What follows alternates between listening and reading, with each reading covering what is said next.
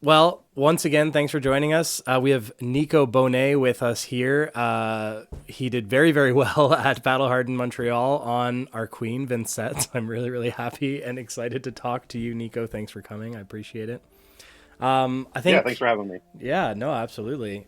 Again, as like we were chatting before this, but I'm selfishly excited because I think this is going to be very helpful for myself as I'm preparing for the Calling Minneapolis next weekend. I'm kind of kicking my practice into overdrive, and I don't often. I think you were kind of insinuating this as well. I think a lot of my play group think I'm crazy for trying so hard to make Vynnset Yeah. work. But like, it is not the easiest deck to pilot by any stretch. But I think if you put the time in, it's not as bad as people, you know, say or like insinuate or put her out to be. I don't know. What do you think?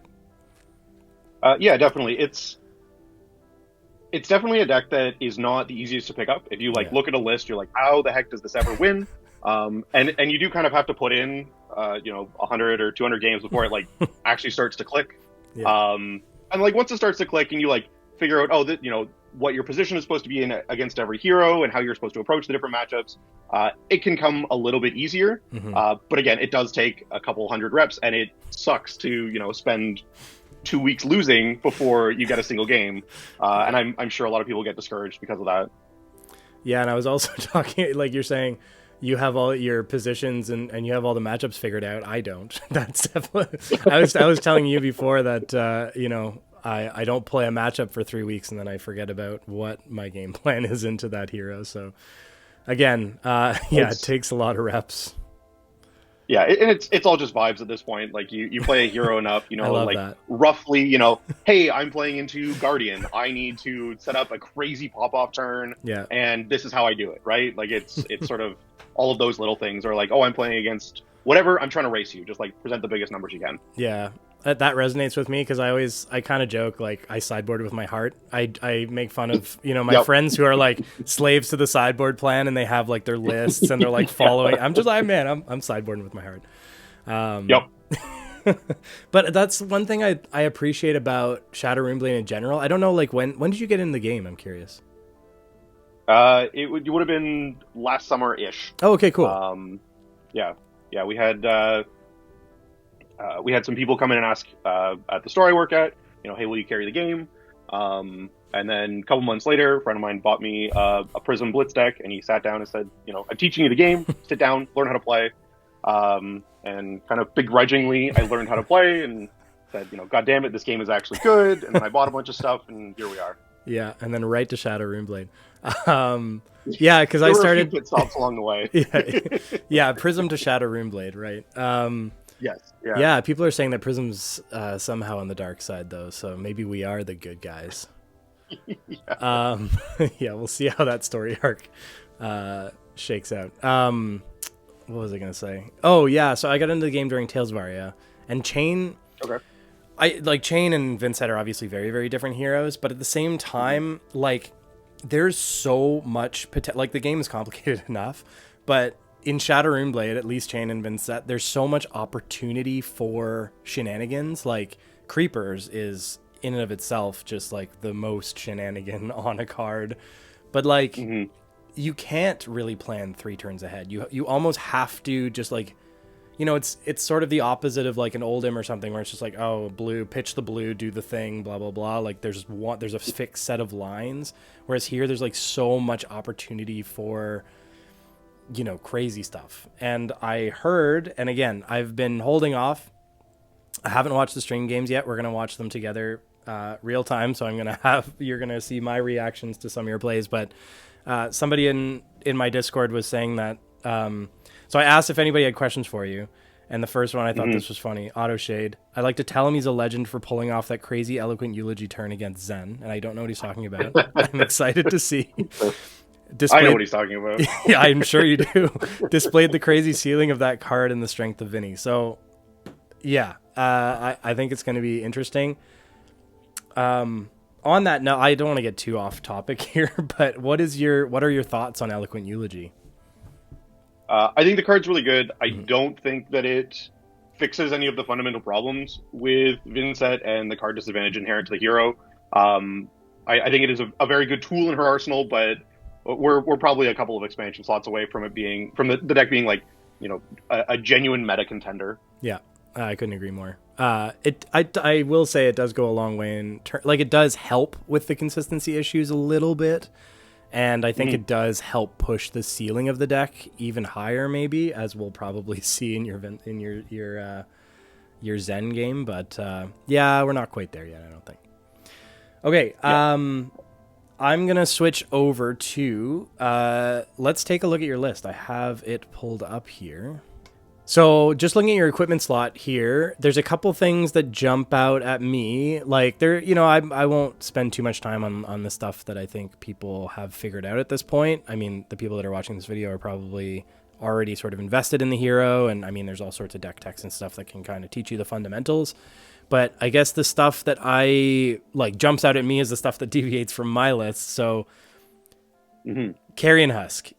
I've always, like, for a while, I've thought, like, I've looked at it as a bit of a liability, but maybe I'm sleeping on it. Like, what matchups do you use it in? How do you kind of approach using Husk? So it is there exclusively for Azalea. Okay. I rebuilt the deck. So me and my friends drove into Montreal on Thursday. I rebuilt the deck on, I guess it would have been Saturday night because we were busy doing drafts and stuff like that and enjoying Montreal. So I rebuilt the deck like late Saturday night before the event. Okay. And when I was reevaluating my equipment, Carapace was a piece that was only there for Azalea and for Kano. Yeah. And a deviation on this list from my old list is that I'm playing substantially fewer blues. I was close to like 20 on the other list. Yeah. When you factored in the main and the side. Yeah. And when I had rebuilt it, I had fewer blues in the list because I was trying to respect new, because I was expecting that to be fairly popular. Yeah. And with that, you know, with playing fewer blues, it's kind of the cascading changes of, okay, I can't actually pitch to AB4 anymore, or more consistently like AB3 and you break one of them, either the Cool Hand or the Grimoire to fix a hand. And if I don't have enough blues, then Carapace isn't actually good. And if I'm not playing Carapace in the Kano, then I may as well play Carrion Husk, because Carrion Husk is better to Azalea, because that's what the slot was for. To sort of give you the room when you have like set up a big turn to pivot and try to take tempo. That makes perfect so that's sense. why I'm on Carrion Husk. And then the other change that comes with that is Dance of Darkness. I still wanted a piece for Kano. Yeah. But obviously with fewer blues, I can't pitch into it consistently. So it needs to be something that I can just sort of present like, here, this will get me 2 life at some point. Usually on an Aether Wildfire. Yeah. But, you know, wherever is necessary. Yeah. Oh, those Aether Wildfires. Yeah, and you're still running Ebonfold. So Spell Void 4 is like, you could basically shut off a Wildfire. It might come over for 1. Yeah. Yeah. So that's quite good. Yeah, I like that. Yeah, I've been considering Dance of Darkness, especially. I like the cutting of the blues seems to be a common sort of thread through a lot of people who are developing this deck. I think like getting inspiration from the Redline decks. Have you? Yes. On that note, have you tested any of the Redline decks? Yes. Okay. I'm not the biggest fan. They don't play the way that I like to play. Yeah. My philosophy in TCGs has always been whatever deck I'm playing to try to raise the floor rather than raise the ceiling. Which is why on my list I'm on so many like envelops and stuff like that, just to try to make sure that I always have a turn. Yeah. Whereas the Redline list, in my experience, tries to like chain Deathly Whales to make turns happen, and then every like 2 to 3 turns just does actual nothing. I don't love that. That's not how I like to play the game. So that's why I'm not full Redline. Also, just because I don't have enough experience playing that deck, I didn't really want to leave that up, like 12 hours before an event, or less than that probably, and just like go in blind. I think there's something to be said to playing to your strengths as well. Like I'm more of a mid-range player as well. I didn't really like the Redline build as much, and I think it's really like we've landed on very similar decks as well, which kind of like makes me feel good a little bit that I landed in a similar place as a very good Vynnset player. So I do see Vexing Quillhand in the list. So tell me about that decision. Yes. I present Quill Hand into everything except Guardian and Azalea. Everything except for Guardian and Azalea. Yes. I Wow. think that's something I've been trying it for a few weeks and I've really, really liked it. Okay. Obviously, being able to fix late game hands is really good with Grasp. You can like pitch a blue beside a 2 for 6, and then just like have a 2 card 8, which is very good numbers. Yeah. My experience with Vynnset is that if you get to second or third cycle, you just lose. You cannot present enough damage, and most decks will either kill you before you get there or have a better late game plan than you. So I am just trying to not be there. And Quill Hand gives you the once a game break it, fix this hand, and keep my momentum rolling. I like that, and this explains the higher volume of Envelop and Darkness now. Yes. Yeah, because Envelop sort of fills the role that Grasp would, but in a like much better, more efficient way, because you're only pitching 1 instead of 3, and you're getting your Rune Chant on top of incidental. Like I kind of look at the buff as incidental, but like on red, it's not super. On red, it's great. Everything else, kind of. Yeah, but kind of medium. Yeah, so you're on the 3 reds and the 3 yellows in main board, and you're on 2 blues in sideboard. Yes. Okay. The logic was that I wanted to present a similar number of blues into new, but I wanted to be able to strip the whales and the widespreads.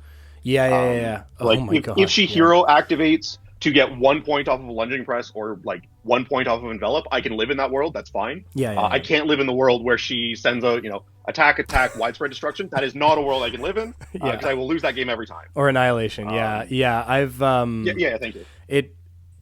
Yes, it very much sucks.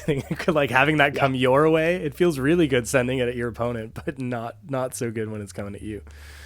Yeah, and they can't Oblivion, so. Exactly. Yeah. So like, it's a no block in a deck that like you want to be blocking a little bit. Yeah. New's a matchup that I like definitely haven't tested enough into. Yeah. And like haven't put like I put thought into it, but it's all been theory. Yeah. I've played against New like a handful of times on Talishar. I have a local guy who just like loves Assassin and pivoted to New from Azuri. Okay. And I played against him a couple of times. Yeah. But like the issue there is that I'm very familiar with Vynnset, and I kind of know like I'm familiar enough with Assassin to know how to play against it. And that he is the opposite, right? Like he is very familiar with Assassin and less familiar into Vynnset. So there's a bunch of points where like, he'll make a decision in game at like, one of our weeklies or whatever. And I'll be like, oh, like, okay, this gives me a window to win. And then we talk about it afterwards. And I'm like, oh, if you had done this here, I would have lost, X percentage points, whatever the math works out to be. Right. And like, we're both learning in tandem. Yeah. But I think because Assassin tends to be more face up with what she does, you like look at her cards and you're like, oh, okay, this hand strips 2 cards from my opponent and presents 10 damage or whatever it happens to be. It's very easy for like anyone to look at not anyone, but someone who's familiar enough with the game to look at that hand and say, oh, okay, I understand what this hand does. There are a lot of Vynnset hands you look at and you're like, I have no idea what this does. And then you hand it to someone who's played Vynnset for a couple months and they're like, oh, this hand presents 18 or whatever the math works out to be. Yeah, but even at that, like sometimes you have a hand that is very straightforward and you're like, okay, I understand what this does. But sometimes you have a hand that's like, this can do 4 different things and I don't know what's correct in the moment. Yeah. Yes. Yeah. Yeah. So there are a lot of times we're playing and he'll hit me with one of the cards that looks at my hand and he'll like look at my hand and he'll be like, I have no idea what to take here. What am I supposed to take here? Right. Yeah. No, I definitely need. Yeah, and I need a lot more practice in that matchup. All of the new heroes, I want more practice into just because they're brand new and I have not had enough time. So, yeah. Talishar was like a new like NUU minefield for. Man, I jumped on stream like 2, I don't know, right after the set dropped or whatever. And I paired into like 4 different news. And I'd never, this was like after like 2 weeks of not playing the game. And I was just getting dumpstered, like hard dumpstered. Because I didn't know, it took me 2 or 3 games to figure out what New's hero ability even was. And so I was like, I had 7 blood debt in Banish. I was like, what is happening? Yep. So I also need more reps. Now, I think that speaks to like knowing your opponents and knowing the game plan. I don't think the new matchup, it's not easy for us, but it's not like it's not as impossible as it seemed my first day on Talishar. Like Yes. maybe I'm crazy saying this, but I think it's approaching a 50-50 for me. Like, I think making these tweaks that you're saying, like pulling the Annihilation 100%, pulling the Annihilation. I was actually off Blue Deathly Whale until just recently. I'm back on it for the most recent round of testing because I think Deathly Whale is just such a consistency piece. It is, and I think it leads to another change that I noticed in our list, and it's that you're playing Swarming Gloomvale in the same slot that I'm playing Beseech the Demagon. Yeah. They fight for the same space, and with playing Beseech, I've been a big fan of Beseech, but with playing Beseech, I wanted an extra Deathly Whale to make those 2 card hands a little bit better. Yeah. For like a couple of reasons. One, carrying Rune Chance, obviously we know is very good between turns. Playing small hands is really really important against some heroes because you do want to be blocking with your extra attacks and stuff like that to get 3 points off of them. It's a 0 for creepers, so it lines up with Tunic and right. Sorry, last point. Enigma is like, I think Enigma's a fine matchup. I think it is like definitely in our favor. Yeah. But I do think that you need more Shadow non-attacks. True. Because like I'm playing, I think I landed on 13 or 14. I'm not actually sure off the top of my head. Yeah. What is that? 3, 6, 9, 12. Yeah, 14. Just because the Enigma plan for the most part into Vynnset is to not full fatigue you, but to fatigue you out of Shadow non-attack actions that turn on Vynnset. Yeah. So, like, if they accept that, they pitch their mirror guys and stuff like that, and they accept that you're going to spend, a handful of turns, Shadow non-attack into attack, wipe your entire board, they have enough blues to actually cover up the rest of the damage. Yeah. So you need to be able to push through their board even when you get into the late game. And I think if you're only playing Beseech and Shadow Puppetry, it's pretty easy for a really, like, obviously a skilled Enigma to push through that. Yeah, I guess, so I'm on 9. Yeah, because I'm on the Red Envelops, the Shadow Puppetry, and the Funeral Moon.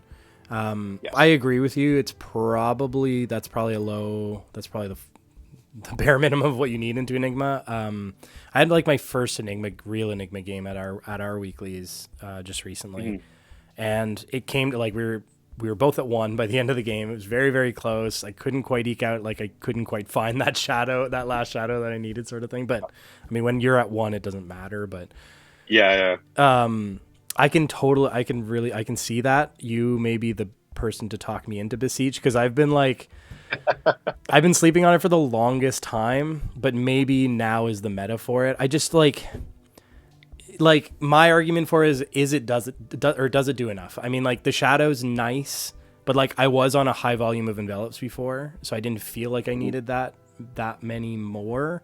That said, now when I'm running fewer envelops, but I mean, again, after our discussion here, I might be testing Vexing Quillhand and a higher volume of envelops, because I think it makes a ton of sense.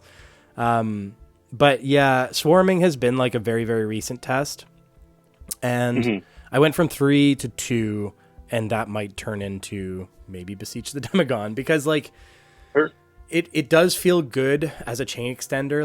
Like you never want to open with it to break or very rarely do you want to open with it to break your Rune Chance. So it's usually like go again, Rune Gate card, Swarming, something else. And so like that extra 4 in between, its third ability is not really going to be relevant most of the time, because you're not going to be presenting that much arcane after your first big attack. Like, yeah.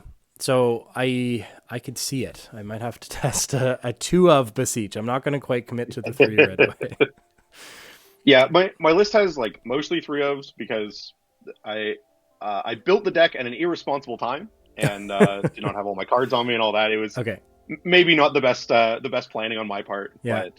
But I definitely, like, I'm going to revisit the list. The other reason I have always been on envelops is my last list played Nebula Blade, and envelop and a blue lines up really well with Nebula Blade. Yeah, big time. So that is definitely like not a change that I've accounted for yet. I don't know. I'm not sure how I'm going to move forward. I do miss Nebula Blade. I like that card a lot. Yeah.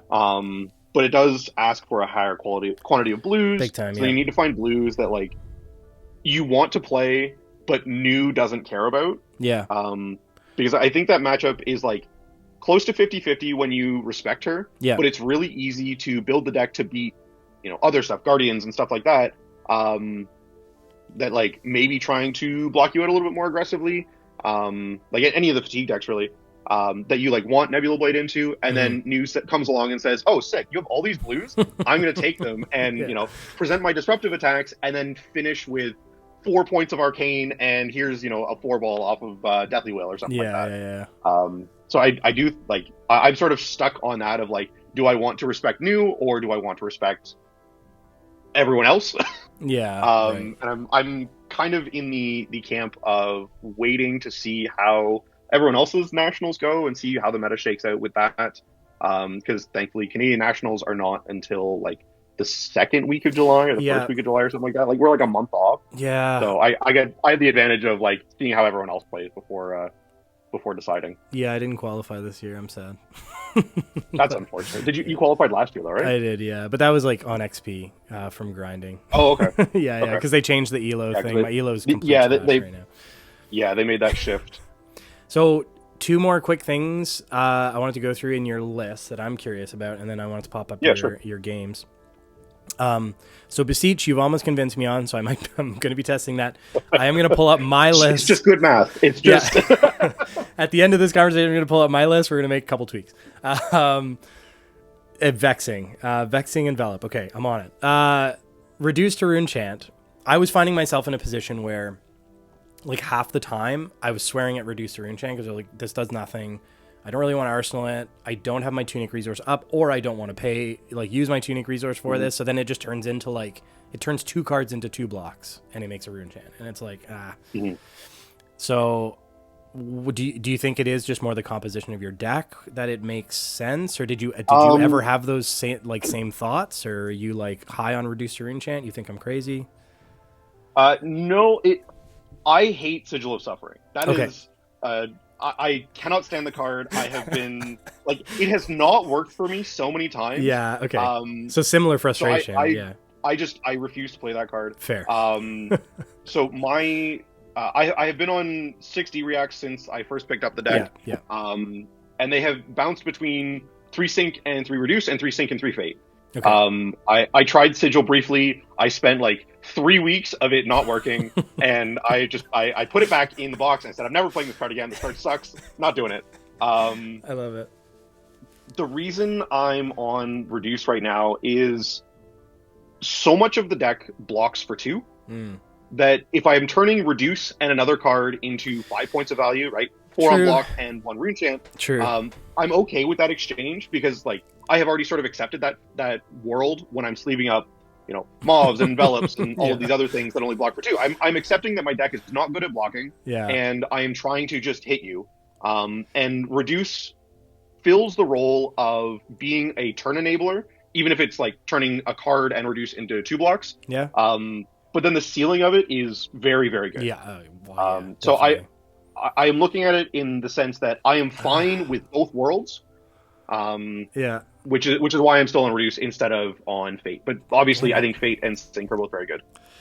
You may have convinced me on this one too. That's a really interesting way to look at it, though. I've never thought of it as like the deck sucks at blocking. What's the difference between getting caught out and having to block with 2 of your non-attack actions? Like you get an awkward hand or whatever, right? Block with 2 non-attack actions, you get 2 blocks. It sucks. Reduce at least makes you a rune chant.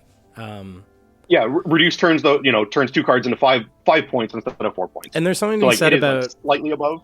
Yeah, and there's also even if you're getting that reduced value, you still get to play it during the reaction step, which I think is better than just being face up about it, right? Because then into like something like Ninja, or I don't know, somebody else that is like ready to bamboozle you or something.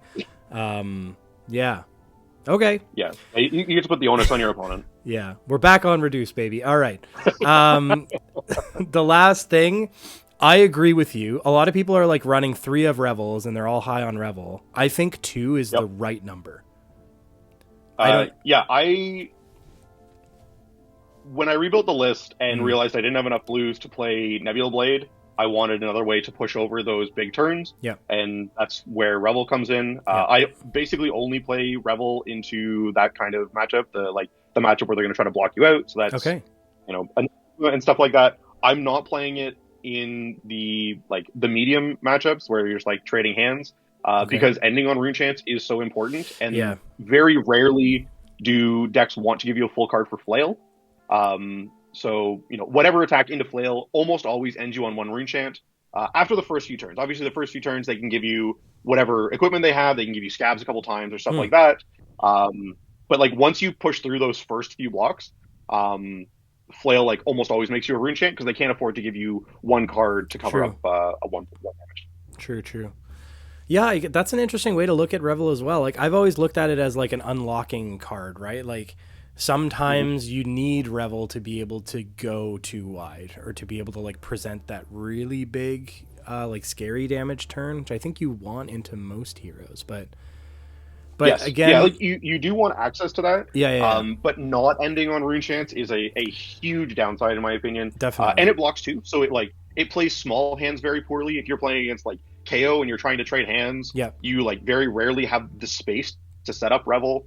All of the like aggro heroes, like you usually want to be blocking with a couple of cards. You want to be blocking with your extra attacks against Zen and stuff like Zen and Katsu and.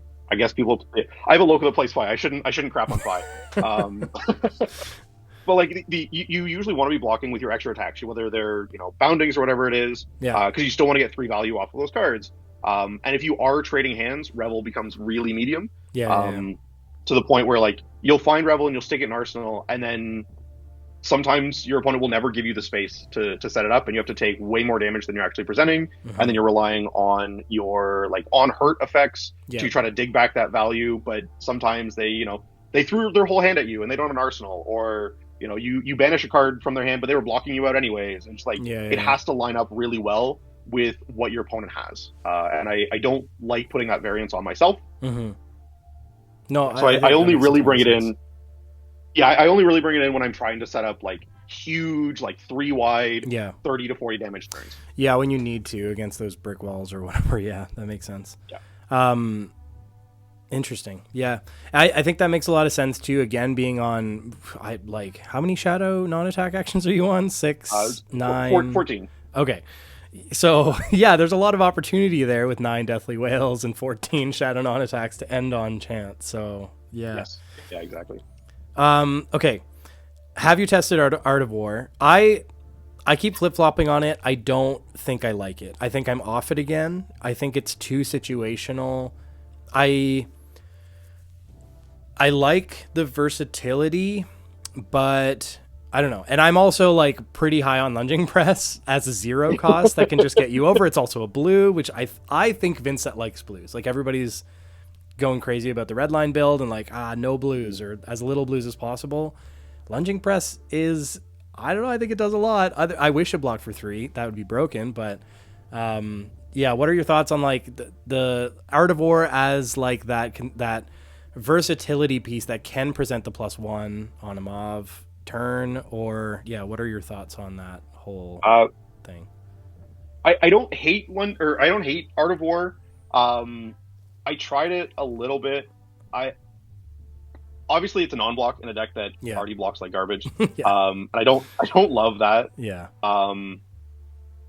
But for me, because like I like Envelop as a consistency piece, and as a way to facilitate my my turns when I like have full tempo and you like just draw 4 random cards. You're like, oh, I have no rune chance and I can't do anything.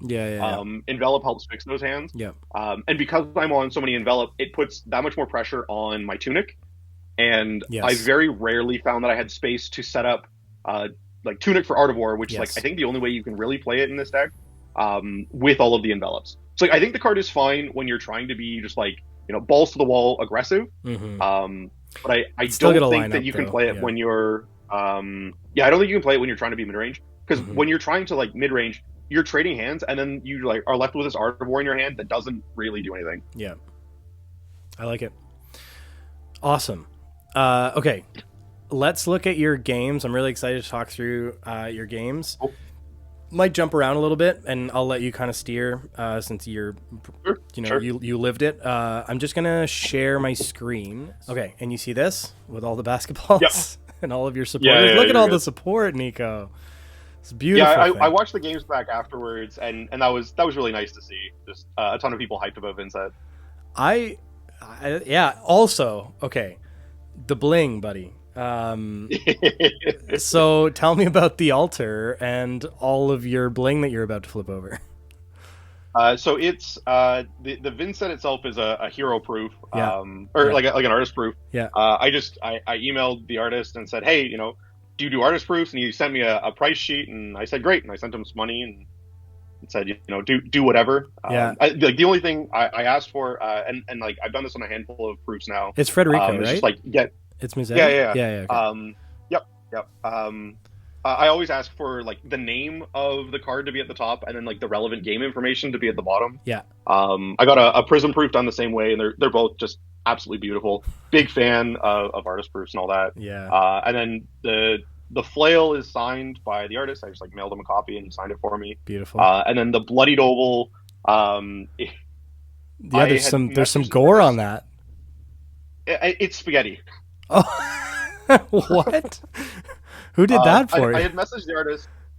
The artist of the card. I don't remember their name off the top of my head. Okay. But I had messaged them and said, hey, do you sign cards? And like, yeah, I sign cards. I alter cards. I was like, okay, cool. And I sent them a couple of bloodied ovals. And they said, what do you want? I kind of shrugged. I was like, I don't know, whatever you want, dealer's choice. And they messaged me back and said, I want to put spaghetti on one of them. And I said, cool, go for it. And I've got somewhere in my boxes of stuff. The other one, they had put a Lucky 38 chip on it, if you know Fallout. A little bit. Yeah. So they put that on the other one. They're both really cool. Big fan of artist interaction and all that. Yeah, that's amazing. And you got the signed quill hand, I see as well. Yep. Yeah.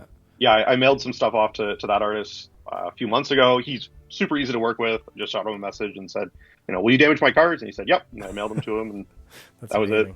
So turn one here, you banished a Deathly Whale, made a rune chant, Arsenal Pass. I think it was a Deathly Delight, and then I arsenaled a Shadow non-attack. I think it was a Shadow Puppetry. Okay, it looks like it was either Shadow Puppetry or Mob. It was a Go-Again effect. Couple destructions and another Puppetry in hand, and maybe a Besiege.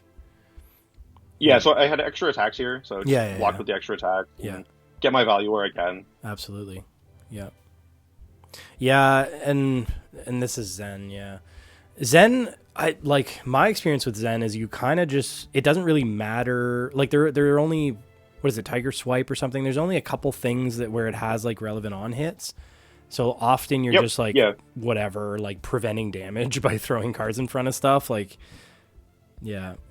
Oh, is this? Yeah, you're just this is the one that deals with damage numbers. If it's a, and often it's like if a a crouching tiger. Yeah. Exactly. Yeah. So like this was just a 1 for 5. He was just graveyard fill. I was just trying to get my value, just doing math things. Yeah. But yeah, Tiger Swipe's the only on hit that really matters, and that only matters if they have an Art of War, or Roar of the Tiger, or the Sacred Art, or something like that. Like they need a way to take advantage of the on hit. Right. So yeah, it's mostly just numbers. That said, Zen's numbers are very good. So you do have to respect them. I was definitely nervous going into this game. Yeah. This was banish yellow widespread, if I remember correctly. And then the yellow mob out of Arsenal into Deathly Delight. I didn't realize at the time my opponent's hand does not block very well. Yeah. I'm pretty sure he has 3 non-blocks. Oh yeah, the Transcend cards, eh? Yeah. Nice. Yeah, and it was at this point my opponent had mentioned at the beginning of the game that he kind of knew Vynnset, but only kind of, and I was like, okay, no problem. You're explaining a lot. And when he exactly, I played the first card, and he was like, okay, what does Mob do? And I was like, oh, okay, you really don't know, Runeblade stuff at all. So I started playing my cards upside down so he could read them, he could get an understanding of what was happening. Yeah. That's nice. Trying my best to be very, communicative. Yeah. I think that's one thing that I really appreciate about Flesh and Blood is just the players are so amazing, the community is so amazing, positive, and just want to have a good game, right? Like you don't want to win just because your opponent doesn't know what's going on. Yeah, definitely. And even and it's just still friendly too, right? Yeah, definitely. Yeah. And it's still going to benefit you, that he doesn't know what to block and stuff like that. So yeah. yeah, I still have an edge there, but I don't want to get that edge by him just like, No. Not realizing things that are happening, right? Like every time you play, yeah. a Mauve on Talishar, and it just like disappears into the graveyard and shows up in your effect zone, and your opponent doesn't realize you played. You're like, oh wait, hold on, I gotta, I didn't realize there was a Mauve. Let me back up. Yeah, totally. I have some questions here for you as well. Alex from Discord asks, why Vynnset? And I don't think that's a roast. I think it's like, how did you come to Vynnset? Because he knows, like, this is a local to me. And he knows how passionate I am about Vynnset. But, like, what... You said you started on Prism. Why... Yeah, what attracted you to Vynnset? So I played... I don't know. At this point, I've played almost everything. But I, like, jumped around a lot, trying different heroes. And I don't know. Vynnset is, like, an interesting puzzle. I think that you can look at a lot of decks. Like... Vynnset sits in the same camp as a lot of illusionists and a lot of like wizards, where like the math is there. Like you can quantify the value of Mauve and of the attacks and all that stuff, but it's a little bit harder to do so because obviously like the sum of the parts are greater than the individual pieces, and that part really attracted me. I thought it was really interesting to see like, oh, if I do all of this stuff together, then, all of these, 2 to 3 value cards actually present, 16 or whatever it works out to be. Whereas like you play, like, I also really enjoy playing Guardian, playing Warrior, stuff like that, which are like very just like, oh, I look at my hand, this blocks for 6 and sends 8. I guess I'll do that. And I found like, I don't want to say those decks are boring because they're not, they like still require skill and all that. Yeah. But I think that sometimes you just want to break from, like, okay, you do the arithmetic and you play the game. And there are some hands that are just like, well, I don't actually have any agency. I don't get to make a decision here because there's an objectively correct line to take. Right. And, it's very quick to realize what that line is. Yeah. I think we're very similar. Vynnset was sort of she was sort of the halfway between, like, full wizard numbers aren't real and like Warrior Guardian, all I do is 16 a turn or something like that. Yeah, I agree. I think that's also sort of what attracts me to the hero as well. Just that like ability to sort of, be creative a little bit and find those lines and an opportunity to do some fun stuff. To rewind just a little bit, so he couldn't really block. He didn't have a good blocking hand. He let the Deathly Delight hit. You made 2 rune chance. Yep. You arsenaled what? I believe it was another Gogan effect. It was probably the Shadow Puppetry. Oh, we'll find out. Right. Yeah, that's right. Because you did have a Shadow Puppetry. I let it... Yeah, he let it hit. I got the 2 rune chance, and I decided that the 2 rune chance were more valuable than the one that I got off of Flail. Yeah. And especially with him still having the leg piece up. Yeah. It's pretty easy for him to cover up that and then like not completely break my next turn. But if I had 2, I knew that with the yellow widespread in my banish, the floor was going to be the yellow widespread. Yeah. And I figured I'd rather have that than 2, sort of almost irrelevant points of damage. Yeah, because you'll guarantee get the widespread out next turn. Exactly. Yeah. Okay, I have another question for you. Sure. Do you think this is the best meta for Vinny to put up some numbers on the LL? This is from AutoShade again. To put up some numbers on the LL board. He personally feels like she has a really good game into all the Misfail heroes. I'm not super sure about that. And has been feeling really good on Talishar at least. So I agree that the new heroes are not terrible for Vynnset. I don't think it makes her spread worse. I don't know. What are your thoughts on that? The new heroes kind of feel like a wash. In the sense that like Zen, I think, is slightly unfavored. I think that his numbers are just like a little bit better than ours. Yeah. And if you play, 4 turns of 3 points behind, you're going to lose that game. That's just how the game works. I think new is hard. I think Enigma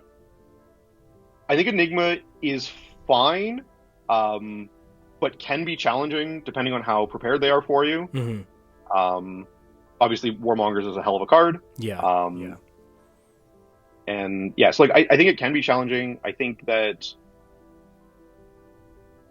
so like part of the Misfell kind of gave us like 1 medium matchup, 1 good matchup, and 1 bad matchup, which kind of feels like a wash to me. the one nice part about this metagame is that Guardians have kind of been pushed out of the meta. So like not completely. Obviously, a Victor top aided this event, and like he got a new card. People are so excited about the new card. And Cast Guardian homes. players still love Guardian. Yeah, that's the one. Yeah. But yeah, so like I don't know if this is the best meta. It feels kind of the same as the last one. Yeah. In terms of matchup spread. I agree, with the one caveat that like there are fewer Guardians in an average room. Yeah, which helps. Playing the new stuff, which helps us. Yeah. Yeah. I oh god, my buddy who is playing Victor just full stomped me yesterday. It wasn't even close. Like my stuff wasn't really that lining matchup up. is really hard. And his stuff wasn't lining up honestly either, but he was playing it really well. Like he's very familiar with the Vynnset matchup by now, and like, oh man. He was still at like 25 or 30 life by the end of the game. It was like not yeah, that's kind of gross. But it is what it is. But yes, that does help us to not have that many Guardians floating around, because Bravo is also kind of miserable. Yeah, I will play against Victor before I play against Bravo every day of the week. I agree 100%. Yeah, no problem. Yeah, I agree 100%. Yeah. Yeah. So Zen's just doing numbers here. 2, 1, 1, 2. Yep. And I'm mostly just taking it all because I know that I have a relatively large hand. The floor of this hand is Shadow out of Arsenal, like Shadow Puppetry out of Arsenal, Tunic, Creepers, play Read the Runes, play Widespread Destruction. Yeah. So like I had a pretty good hand regardless, but then we hit a good one off the Shadow Puppetry. Are you about to banish a whale? I see bounding. Yes. In Yeah. hand. I have a blue whale in my hand. Yeah. So I block with the bounding here. Oh, and you have a ruin. Widespread ruin. Yes. Okay. Yeah. The Widespread Ruin ends up sort of rotting in Arsenal. But you know that's how it goes. Sometimes you get weird hands, and so at this point I hadn't seen. At this point, I hadn't seen many blues other than the Deathly Whale. So I was pretty sure I was going to get a hand that was just like flush on resources and wasn't able to present a lot of damage, which is why I didn't have a problem arsenaling the Widespread Ruin. Yeah. Well, and you're gonna be able to end on 2 chance here, which is really great with the whale over the ruin. Yeah. So when I was looking at this hand, I was like, okay, I do this, I end on 2 chance. This is great. I end up not ending on any rune chance here because we slip an extra like 6 damage into the center of the turn. Okay, just by breaking the chain there after read. Yeah. Okay. Yes, we go to banish blue Deathly Whale, go to 3 rune chance, play Shadow Puppetry, pay a life. Yeah. Learning cards. Make sure my opponent knows what's going on. Yeah. So presenting because you know you have the read that you're going to present after. Oh, and you have Tunic up. That's awesome. Yep. Yeah. So I was going to read the runes off of Tunic. Yep. So like that was the floor of the turn, and then he let the Shadow Puppetry hit. He is on Null Rune Gloves, so he does have AB. Just to note. Yes. Yeah. And he ABs a little bit through the game. Yeah. I don't know if that's like correct. I don't know if Zen just wants to race you. I am not a ninja player by any stretch of the imagination. I mean, they might have like extra, like they do run a large volume of blues, right? So they might just have like extra blues they don't care about. Like turning a chi into a 3 block that seems good if like you can't use the chi otherwise. If you draw into 2 chis if the game goes long enough, I don't know, but yeah, you might want that. I guess what would the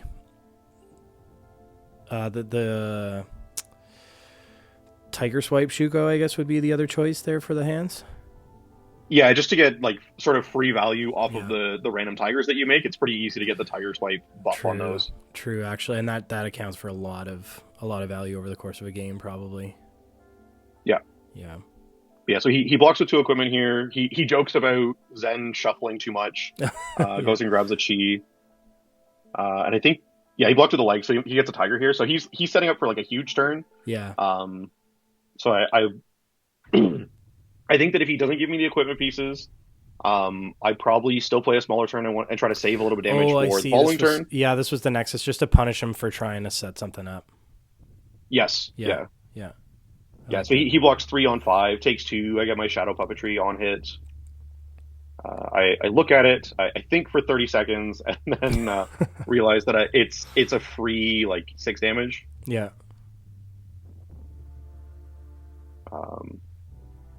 Ooh. Yeah, and if you watch it's the new card. If you watch Yeah. the video, this is the point where like Ethan chimes in. It was like, no guys, you don't understand. This is crazy, Okay. which was really funny to hear. Yeah, just the casters weren't really super aware of what Vynnset could do, I guess.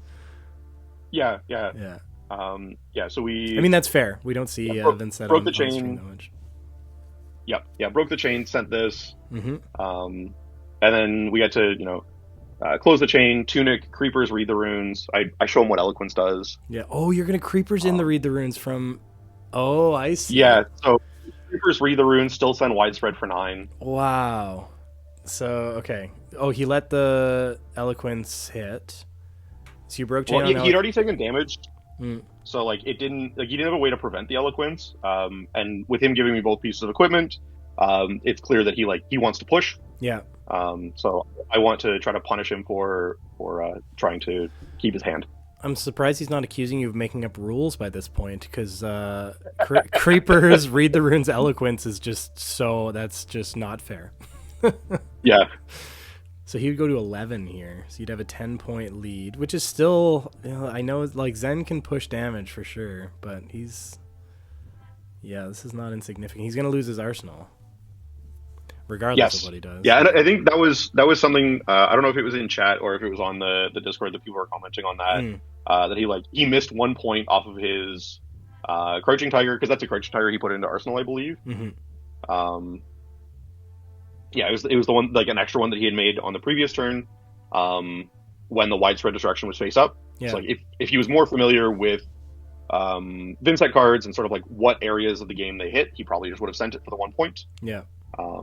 But I suppose like there is a world where I try to save widespread destruction for a turn that I know it's not a crouching tiger, and I know that it's something else, and try to like disrupt his Art of War or his Roar of the Tiger or his Transcend card or whatever it happens to be, rather than just trading it for a tiger. But I figured with him effectively drawing 2 cards off of his equipment, I needed to take any resource I could from it. Well, yeah, and you're pressuring his life total like crazy, so I think that makes a lot of sense. That was a very clever line. I'd like to think I would have gotten there, but it's not straightforward. I guess you already had the creepers read line in mind, so eloquence just makes... Yeah, it was easy to fit that in the center. So this turn, I think my hand is reduce, widespread blue, mauve, and a random red, if I remember correctly. So here's where the reduce... I'm curious to see what's going to happen with the reduce now after our discussion. The cards that we talked about fix this hand, that I get to like not completely just go on the back foot. Right. Yeah. What's the Rune Gate card that you have in hand? Blue widespread. Okay. Yeah, so he comes in Crouching Tiger for 0 into, I think that's Flex Claws for 4.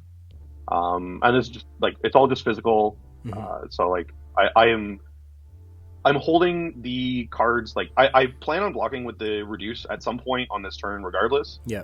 And it was like maybe greedy to not put it on the first 4, but the last thing I want, like I'm not super familiar with Zen decks yet. The last thing I want is for him to like end the turn with a snatch or something like that. Right. Right, just like get not blown out, but like or salt, lose a bunch of value. Yeah.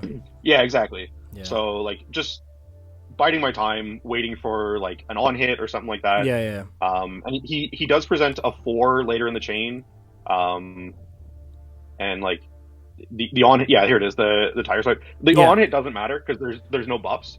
But at this point, he's got 2 cards in hand. I know one of them's a tiger. I think I know one of them's a tiger. I'm trying to remember. Or do I know one's a chi? I knew one of the cards in his hand was irrelevant. So I give him the reduce here. Yeah. And I just like tell him to wait. Like I've got a pitch for this. Yeah. Because if I don't, then I like don't have a turn. No, that makes sense. So this is where Vexing Quillhand's going to come in and kind of unstick. Yeah, you exactly. a little bit. Like it saved you. Yeah, like you said earlier, from taking a turn off here. So. Yeah. Yeah, especially when you're down to like, close to single digit life. Yeah. Yeah, this game's not missing going to a go turn here. Yeah, it's not going to Exactly. go Yeah. much longer. Yeah. Yeah, missing a turn here is like effectively a death sentence. Big time. Yeah. So yeah, So I just do you try to hold on to vexing obviously as long as possible?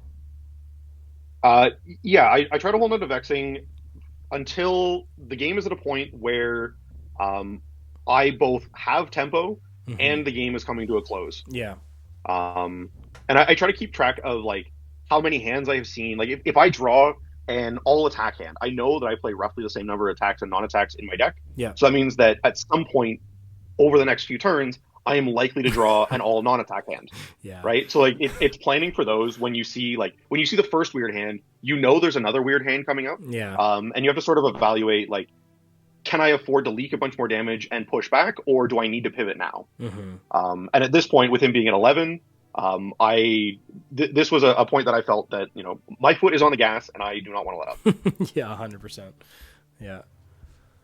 No value off of spaghetti shield, but hey, it doesn't always come up. Yeah, no, we missed that. I haven't actually. I watched the game back once with friends just to like see if I missed anything glaring. I don't actually know if there was a point where I could have used it. I feel like I've been on foot the whole time. I think so too. Other than the first turn. Yeah.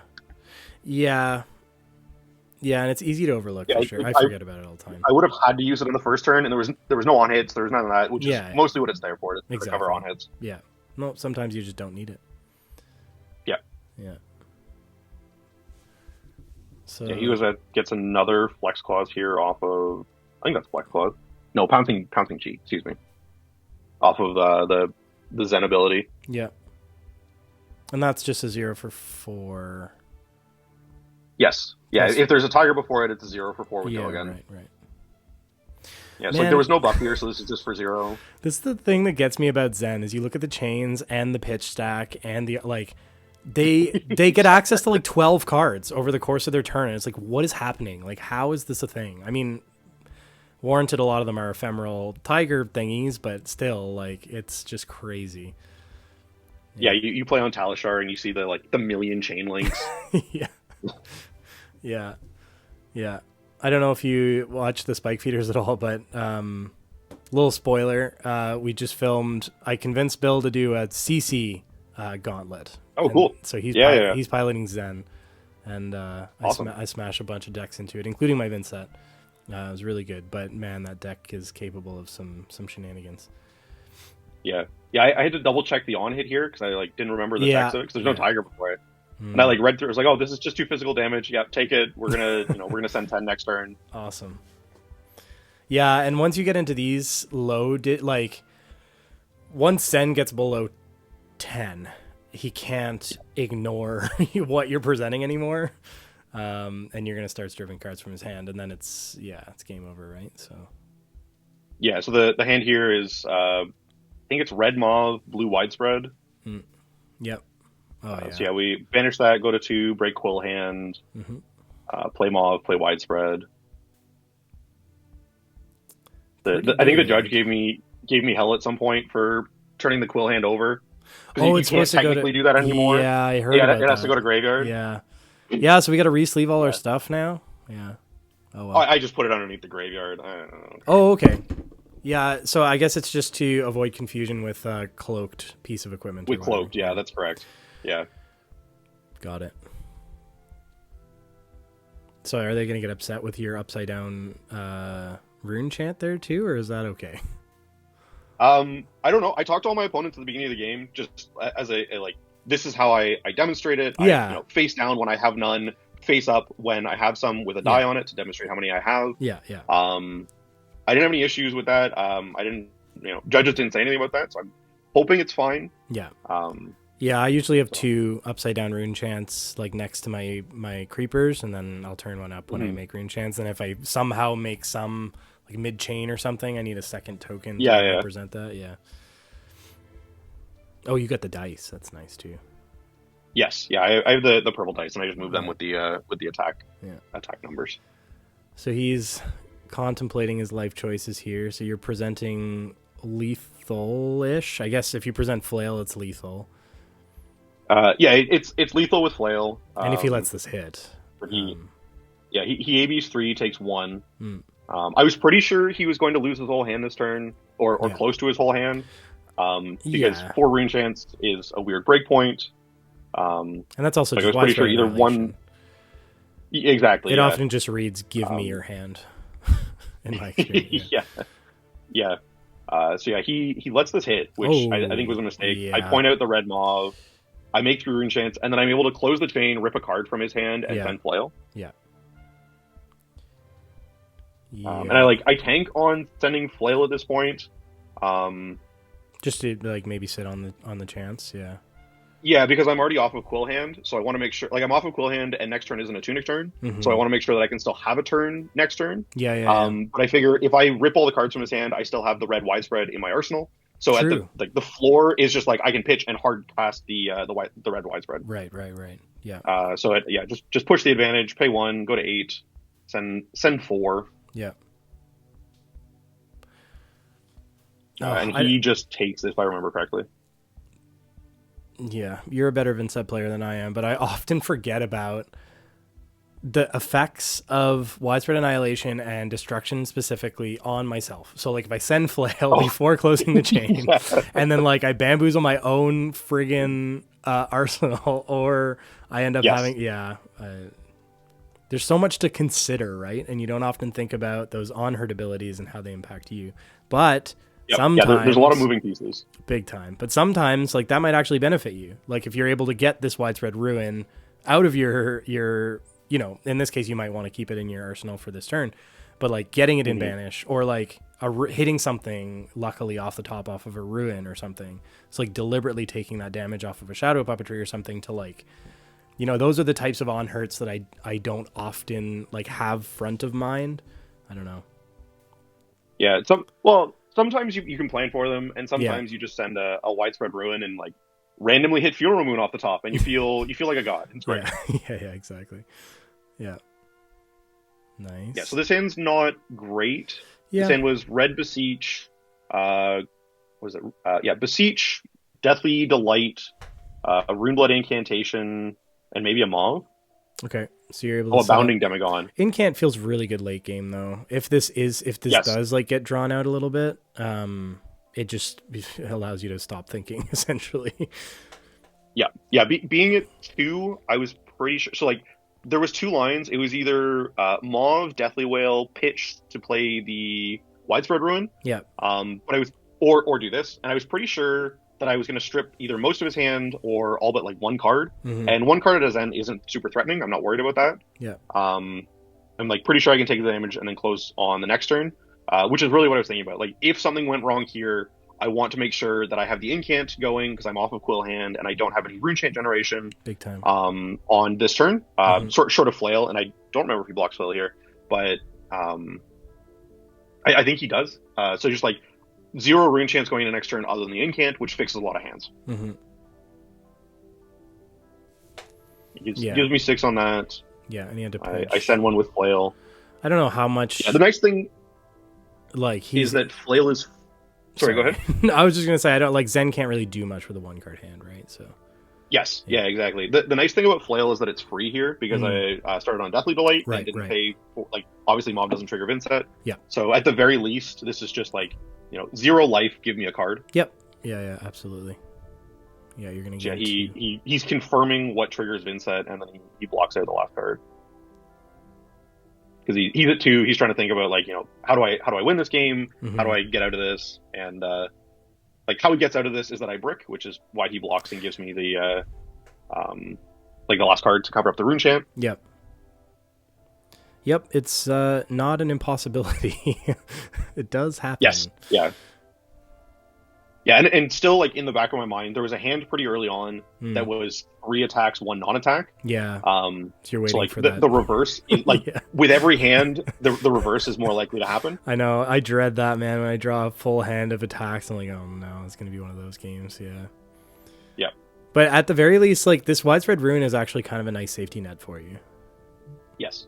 Yeah. So 2 sinks here and a ruin. Ruin's great. Yeah, it's sink, beseech, widespread ruin. Yeah. So he just had to. You stripped his hand. He just had to pass. Yeah. Yes. Yeah. He had a card in Arsenal. Then I just beseech and send widespread. Yeah, it's not exactly where you want to see those sync belows, but yeah. No, not glued together. Yeah. Drawing into it when you're stripping beseech, his hand every turn. Trigger. Yeah, trigger widespread. Yeah. Is this Or, enough? sorry, trigger Vynnset, send widespread. This requires whole hand. It's enough because he has 2 blocks in hand, and he has to give me a full card for the 1 rune chant. Yeah. Okay. Nice.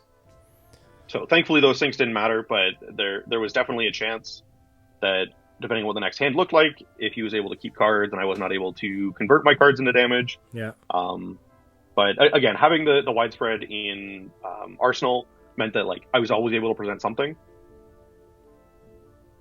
Nice. GG's. Yeah, that was a very well played, man. Vynnset, Spaghetti Monster Vynnset got there. Yeah. Okay, I'm gonna zoom forward. Round 7 was the last one. Here you are. Oh, I feel for you on this one, man. Yeah. I like the Kano matchup is not as free as it used to be now that we're trying to cut down on our volume of blues. I've definitely dropped this game a few times. Like it felt free before. Like when we were on a bunch of blues and we were like a Carapace and like we got AB3 and like Spellvoid 2 without even thinking about it, and we were pitching blues left and right, like it felt pretty free. Yes. I only lost it like once early days, but now it's not unlosable, I guess. That made no sense, but yeah. No, I follow the matchup definitely got worse, and that's part of there's a choice I make in this game that is like definitely wrong, and there's another choice that's like probably wrong. And part of that is just I was relying on my heuristics of playing Vynnset with like 20-ish blues and 84 and Spellvoid 2 and all that. And like that's how I was evaluating those hands. And I was like, oh, this is fine, because with playing all of those extra blues and the extra yellows, you would still have you would have hands. You're like, oh, this hand doesn't rune get anything, but I can still hard cast these attacks and have resources left over. And so like when I was evaluating like, oh, this is where I use my spell void, this is where I don't, this is where I AB, all of that stuff, I was living in that world because that's where I've been for the past 4 months or 5 months. And like unfortunately when you like restructure the deck the night before, you fall into that trap of like, oh, this is how I play the, oh wait, no, the list has changed, I need to reevaluate my thinking. Oh, this is a dream start though. Banish. It's a great start. Banish Whale, play out, read the runes, Arsenal. What did you Arsenal? I think it was like a blue lunging press. It was just like an extra blue that I had in my hand. But lunging press is not a bad one to sit on though. It's not terrible. I don't think I was ever able to line it up with a mauve, unfortunately. Yeah. But yeah, very, very good start. This Kano player also like very good, knew what they were doing. Yeah. And from all of the discussions I have had, has hit very well. Yeah. Over the course of the game. I try not to fall into that trap because like I finished the game and immediately all of my friends, like all the guys that I went out with, were like, oh, man, you got high rolled, there was nothing you could do, and like I was like, no, like let's watch back the game. There's probably something, and sure enough, there were 2 choices that I made that were just like probably wrong. And like it's good to know that it wasn't just completely unwinnable and like there was nothing I could have done. I would much rather live in the world where I made a mistake, I can improve, and then the next time I run into this, I will have better matchup knowledge. Right, you can kind of learn from it and take it from there. Yeah, exactly. Yeah, I really like that. It's a good mindset to keep. Yeah, so he does a little bit of damage, sets up the E-Pot, Arsenal's a card. E-Pot early game. Normal Kano things. Yeah. Yeah. Banish. I think it was a Funeral Moon here. Yep. Red Envelop into... Yeah, Red Envelop, Play a Life, send Deathly for... 6 I think it was 6. 4 and 9. 6 and 9. Yeah, he plays Cindering Foresight. No, it'd be because you were on 4 at the start of the turn. So yeah, on 4, go to 5, go to 6. Yeah, so 6 and 9. 6 and this 9. was a pretty big turn, and having the extra blue meant that I was still floating through his turn, or like through the end of the turn if he presented anything big. And you're on AB2, so even though I'm not on Tunic, right? Yeah. Yeah, you're AV2, floating Spell the Void two. 4. Got it. Yeah. Yeah. Yeah. So Grimloir And yeah, and he's responding Vexen. to the rune chance. Yeah. Yeah. Yeah, he's responding to the rune chance with Sending Foresight, trying to set up his next turn. I have no idea Yeah. what he's looking at right now. Kano is one of those, like, oh my god. Have you ever he tops played all of them. Kano? I played a little bit of Kano. Mm. I like wanted to learn how the deck worked. Yeah. So like, definitely not a good Kano player by any stretch of the imagination, but I'm like roughly familiar with the lines. So like, Nice. I can look at like, later on he like turns a bunch of cards face up, and you can like look at those and like sort of piece together, okay, this is what's likely to happen. Yeah. And tragically, I like did that math, accepted it was okay, and then he hit something else off the top, which was like sort of the death knell. But yeah, I also don't know if playing the Funeral Moon here is correct. My thought was I wanted to end on 3 so that like any rune gate attack is sendable. Yeah, and you're saving yourself point, from blood debt, so. Yeah, and at this point, I've seen 2 widespread runes, because there was one in my first hand that I pitched, and then one in the second hand, if I remember correctly. So like, it might be wrong to send the Funeral Moon, but I'm not sure about that. I think that was fine. Yeah. If I remember correctly, this is the turn. Yeah, this is the big turn. I keep checking my arsenal, hoping that Lunging Press is going to change into something else. Yeah, I do that too. Or I just forget what's in my arsenal. Yeah. So you're holding a red widespread or a Deathly Whale? Yeah, I think it was widespread red, Beseech, and then 1 yellow and 1 blue. Oh no, it was a Funeral Moon, excuse me. And then Destruction. This is for 4 and 6. So Funeral Moon and Oblivion, yeah.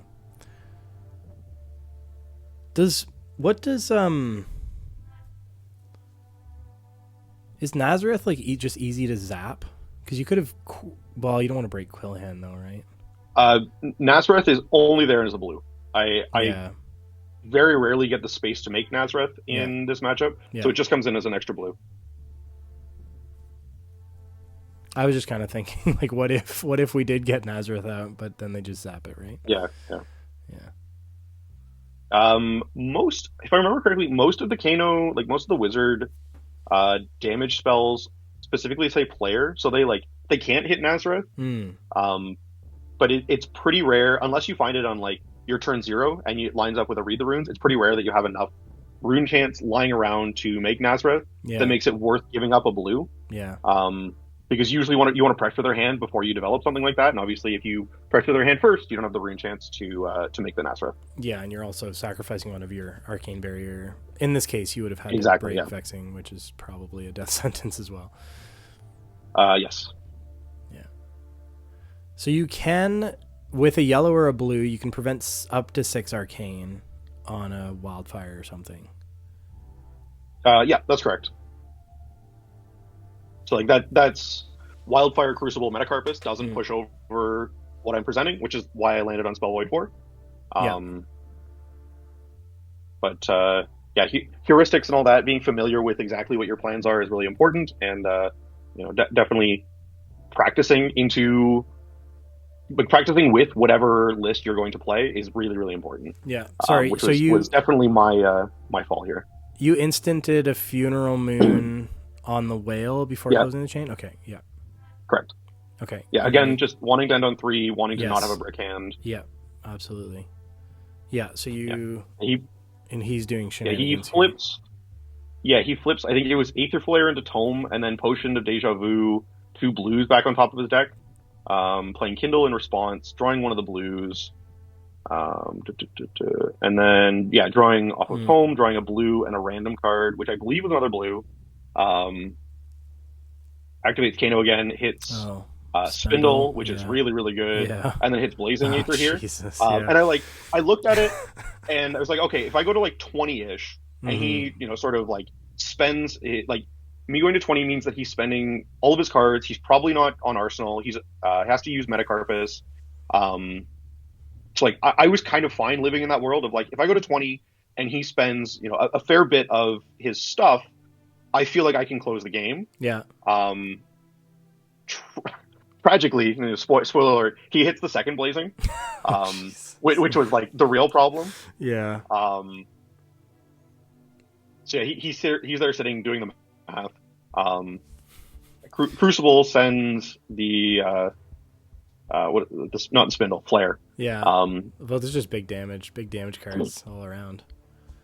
Yeah, and like when a hero presents Spell Void 4 or like a bunch of Spell Void, usually this is how Kano has to play, where they like do a mini combo and try to bait you into using a bunch of stuff, and then sets up for a big turn, a turn or two down the line. Yeah. And so I was trying to be really careful with Dance specifically. I was like fine giving him half of it, because if I still have AB2, then AB2 plus Spell Void 2 covers up Wildfire without any buffs. Yeah. Right, so like if one or two slip through, like that's a fine world.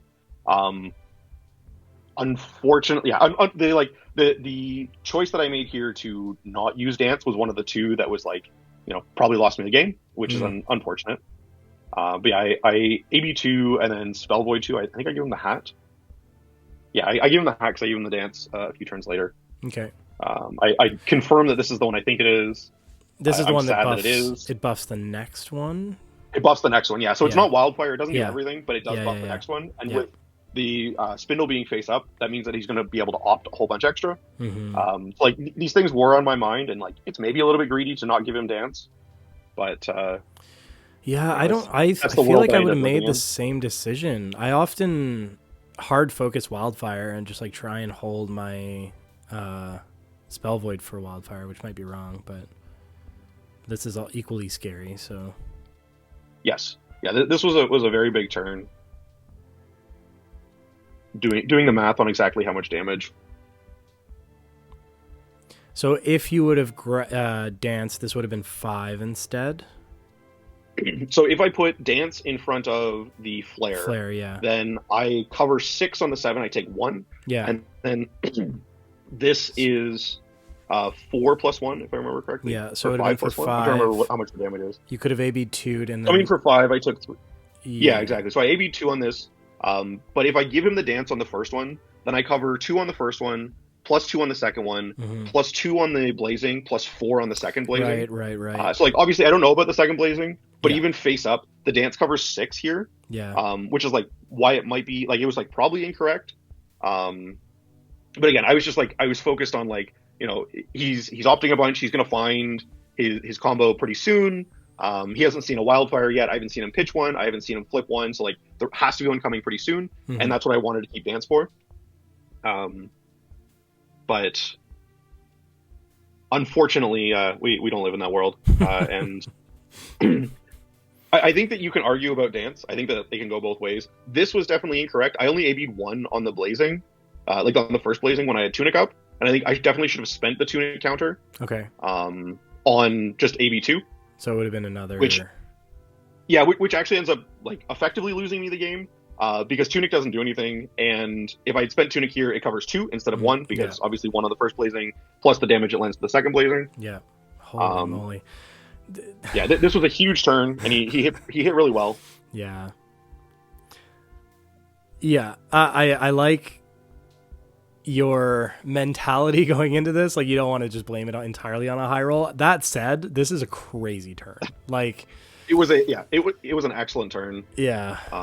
But because the first couple, like the other Blazing he made happen, the second Blazing he made happen, but the first hits, I think were just quite lucky, because those could as easily have been like the blue, 1 arcane damage things, but. Yeah, and then this turn's not great. I think I have 4 reds in hand, and it's like Bounding plus double Beseech plus something else. Yeah. I don't remember what the last card is. To read the runes. Yeah. Yeah. I love in the comment, this is Vin's turn, right? It's like, yeah. With Kano, you never know. Yep. Yeah, and we have a slight hiccup here. The judges are called. I had a handful of buddies who were like not playing in the event, just hanging out and trading and playing pickup games and whatnot, watching the stream, and they actually caught it, which is great. And I know there was a couple of people in chat that caught it as well. Okay. I send this, and then my opponent ABs 3 of the Rune Chance. Okay. Which he cannot do. because he only has AB2 left on the Storm Striders because he spent 2 pieces of equipment. And I don't catch it either. Ethan like came over the mic that was there and was like, hey, play needs to stop. Please pause the game. Yeah. And they like came running over. And I found out afterwards that like one of my buddies had like sort of mentioned like was like, oh, like they like watched it happen on stream and then like went over to I don't know if it was the casters or the or Ethan. I was just like, oh, he can't do that. Like you should probably like catch this. So well, technically, that, but I guess he can, but he'd have to pitch 6, right? Correct. Yeah. Yeah. Okay. So he pitches 3 to AB3 and then takes 1. Back, some technical difficulties there. I had to perch my laptop. We filled out of space. Anyways, okay, so we were just left off where the judge call was about to be called. So your opponent pitched 3 to AB3 when they couldn't. They only had AB2 available on their equipment. Yeah, and I send the lunging press here because at this point, I don't think I'm ever going to get a point where I get 2 cards and banish. So I'm not going to be able to double wide. Yeah. And I have a red Read the Runes in hand. Yeah, and I have a red Read the Runes in hand, which I would like to clear out of my hand if possible, or at least stick it in Arsenal. We don't have so like that's sort of like my mindset. Yeah, we're not on creepers. Yeah. That was a discussion the sort of night before of like, do I replace creepers with the Spell Void 2, or do I prevent it's called replace Tunic with the Spell Void 2? Interesting. And we decided on creepers. I'm still not sure about that choice. Requires some testing. Yeah, it makes sense. Like you're not going to be wanting to pitch to creepers. I don't know. I guess on AB2 you don't mind. Blue is kind of a good curve, but yeah, but my logic was that with fewer blues in the deck, I would have less like extra resources floating around to activate creepers with. Yeah, and Tunic is still very good without creepers. Yeah. So that was sort of where we landed, but again, did not put a ton of thought into it. Just like talked about it for a couple of seconds and was like, okay, this is what we're gonna do. I'm gonna go with my gut. This is the judge walking back. He's standing, asking me what happened. I think the result of this is that my opponent gets a GRV and I get failure to maintain, if I remember correctly. Oh, because you missed it. Which rough. Yeah, because I also missed it. So like it's a lesser penalty for me, but I still am like as one of the active players in the game, I'm still responsible to maintain the game state, like to make sure the game is being played correctly. Okay. And what penalty did he get? Sorry. He got a games rule violation, GRV. Okay. Yeah. It like doesn't really mean anything at this point. Like they only really matter if you like compound them. Then you start to have issues. But so then it was top. So you rewound, I guess, to the point where he just had to take those, or he has to think about whether he wants to pitch. No, so we rewound the game state to the point at which the rune chants were active on the stack. Okay, got it. And then chat is exploding about what's going on. Yeah, a lot of people like on a couple seconds delay. They're all catching like, oh wait, he can't AB. Back up, and we've already fixed it. But okay, so he AB 1 and yes. taking 3 now. Okay. Yep, and then he's blocking presenting 6 the same blocks. Yeah, and I still give him the lunging press because I still want to clear my arsenal. Yep. So he takes 5 to 3. I believe he goes to 3. Okay. So still a very close game. Yeah, and then he just plays at the E-pot and passes. We adjust the life totals. There's like a little iPad beside the game, so we're both like writing down our life totals and like trying to stay on top of the stream life totals. Yeah. So is that 2 shadow puppetries, unfortunately? Yeah, it's 3 reds and a 3 red non-attack and a yellow widespread fortune. That's where vexing comes in, but yeah, in Kano you gotta think twice about breaking it too, eh? But it might not come to that. Is this the last turn, or he has a lot of this blues. is the last turn, yeah.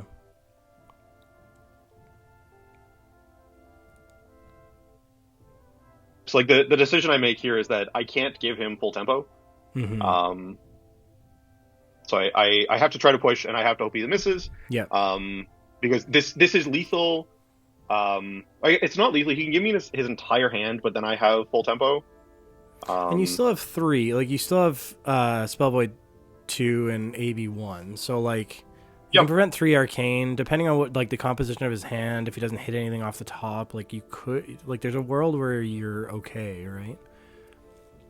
Yeah, and my thought here is that we'll put the extra point because I only have AB1 and I have 2 reds in my hand plus Tunic. Mm-hmm. So like even if he manages to like 3 wide somehow, I can still pitch them, still get them out of my hand. Yep. So like it doesn't really matter that I have the extra red, so I may as well use it for the 1 point on attack. Yeah, that's a good thought. And he sits here. Yeah, he sits here and he tanks, and tragically, I do not survive this turn. Well, I'll rewind past the tank time. we won't make you relive this whole moment here. Oh yeah, there's some significant tank time. Kano's a puzzle and a half, man. I don't know. So activating Striders, playing Gaze, so now he's gonna fix his deck, I guess. Oh, Ragamuffin, so draw, put something on top, and then he gets to do Opti shenanigans and drawing and all this sort of nonsense. Breaking E-Pot. Yeah, he's doing this all with the Gaze on the stack to end up with an extra blue in hand. To an extra look, like he very good Kano player. I don't want to take anything away from him being like, oh, he high rolled me, but that's sort of how card games go sometimes. Of like you take a very good player and you give them the good side of variance, and often they will win. Yep.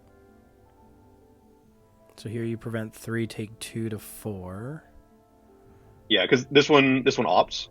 So like I just want to prevent as much as I can on this. Yeah. I can't afford to leak, anything really. And with the him wildfire. breaking, and with him breaking the Storm Striders here, he has no AB. So like if he doesn't kill me right now, he dies to the Rune Chance. Mm-hmm. So I'm just giving him literally anything I can.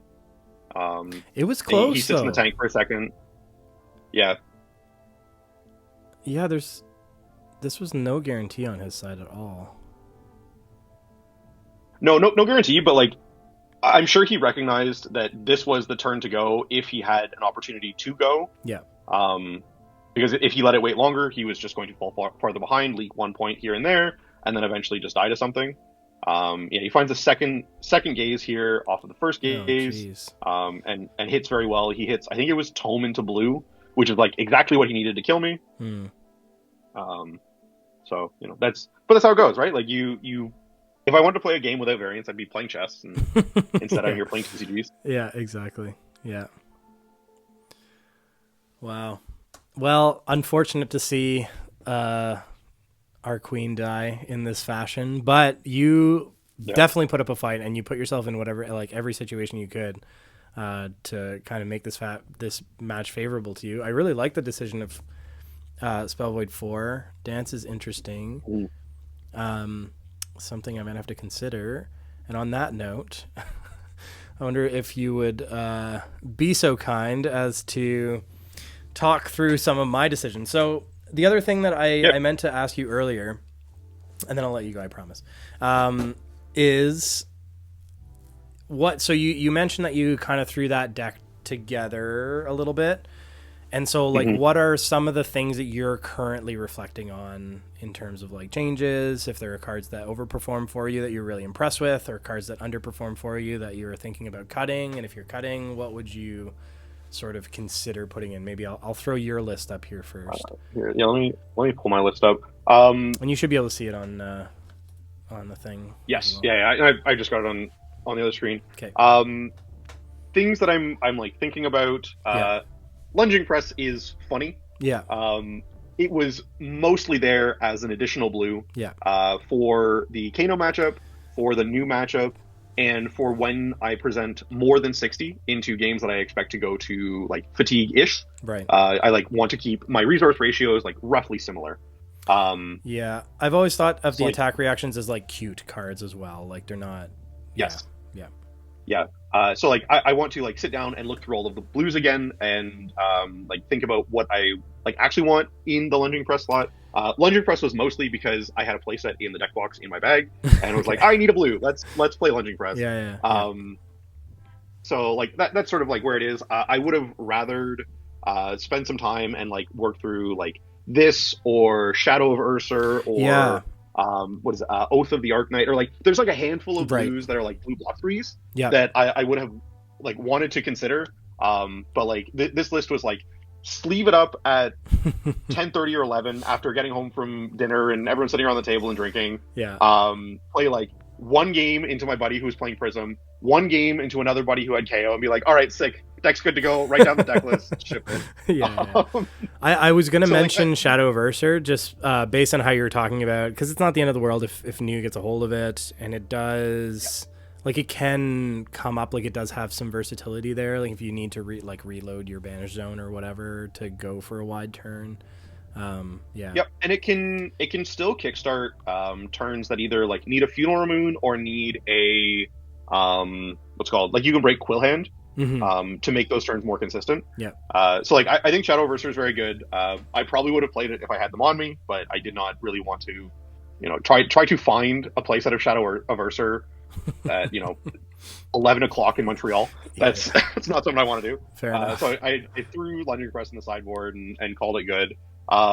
Revel is something I was off of for a long time. I like do want to sort of like think about that slot and figure out if that's actually where I want to be, or if there is a world that I can play more blues to genuinely support Nebula Blade again. What else was I thinking about?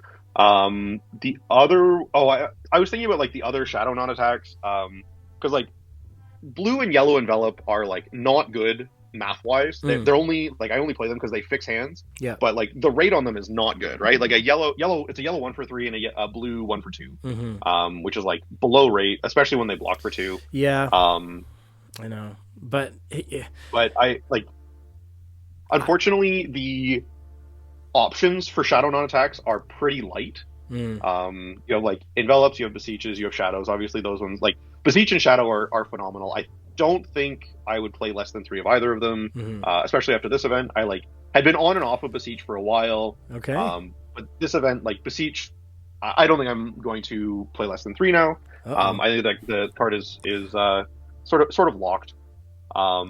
Okay. Bounding was another one that I have been like on and off of for a while. Yeah. It's fine. It lines up well with like creepers and stuff like that. Yeah. But it's something that like I might shave 1 or 2 of. Okay. I can see that. Yeah.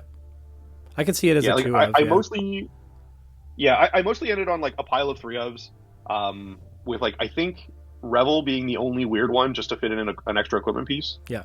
Yeah. Just because like I wanted the deck to feel consistent. I didn't really want to have the like weird like hands that don't function. Yeah. But I do think that, and this is true for like a lot of Flesh and Blood deck building. A lot of decks look like this, where they're just like a pile of 3 ofs. You just like want all the play sets, and it's probably incorrect. Because I know I've seen Mansant post his lists, and like he cool, kind of like he catches flack for like he's playing 1 CNC and 1 send packing and 1 of this, but it makes a lot of sense because you do want to consider all of your resource curves, and you want to consider how cards look when they line up together. And we did see that awkwardness a little bit, where like I had 2 Shadow Puppetries in one hand, or I had 2 Sync Blows in one hand. Yeah. And like you're always going to get awkwardness, but I think that in deck building, you can limit the awkwardness, which is definitely something I would like to reconsider when I do sit down and like actually rebuild this deck. If I decide to be irresponsible and play it at Nats. No. You got to represent the queen. But I it's funny. I was actually having this conversation yesterday at one of our weekly events. Friend of mine I was playing against is a Leviah main, and was talking like he's like 2 cards off of Mansant's list sort of thing.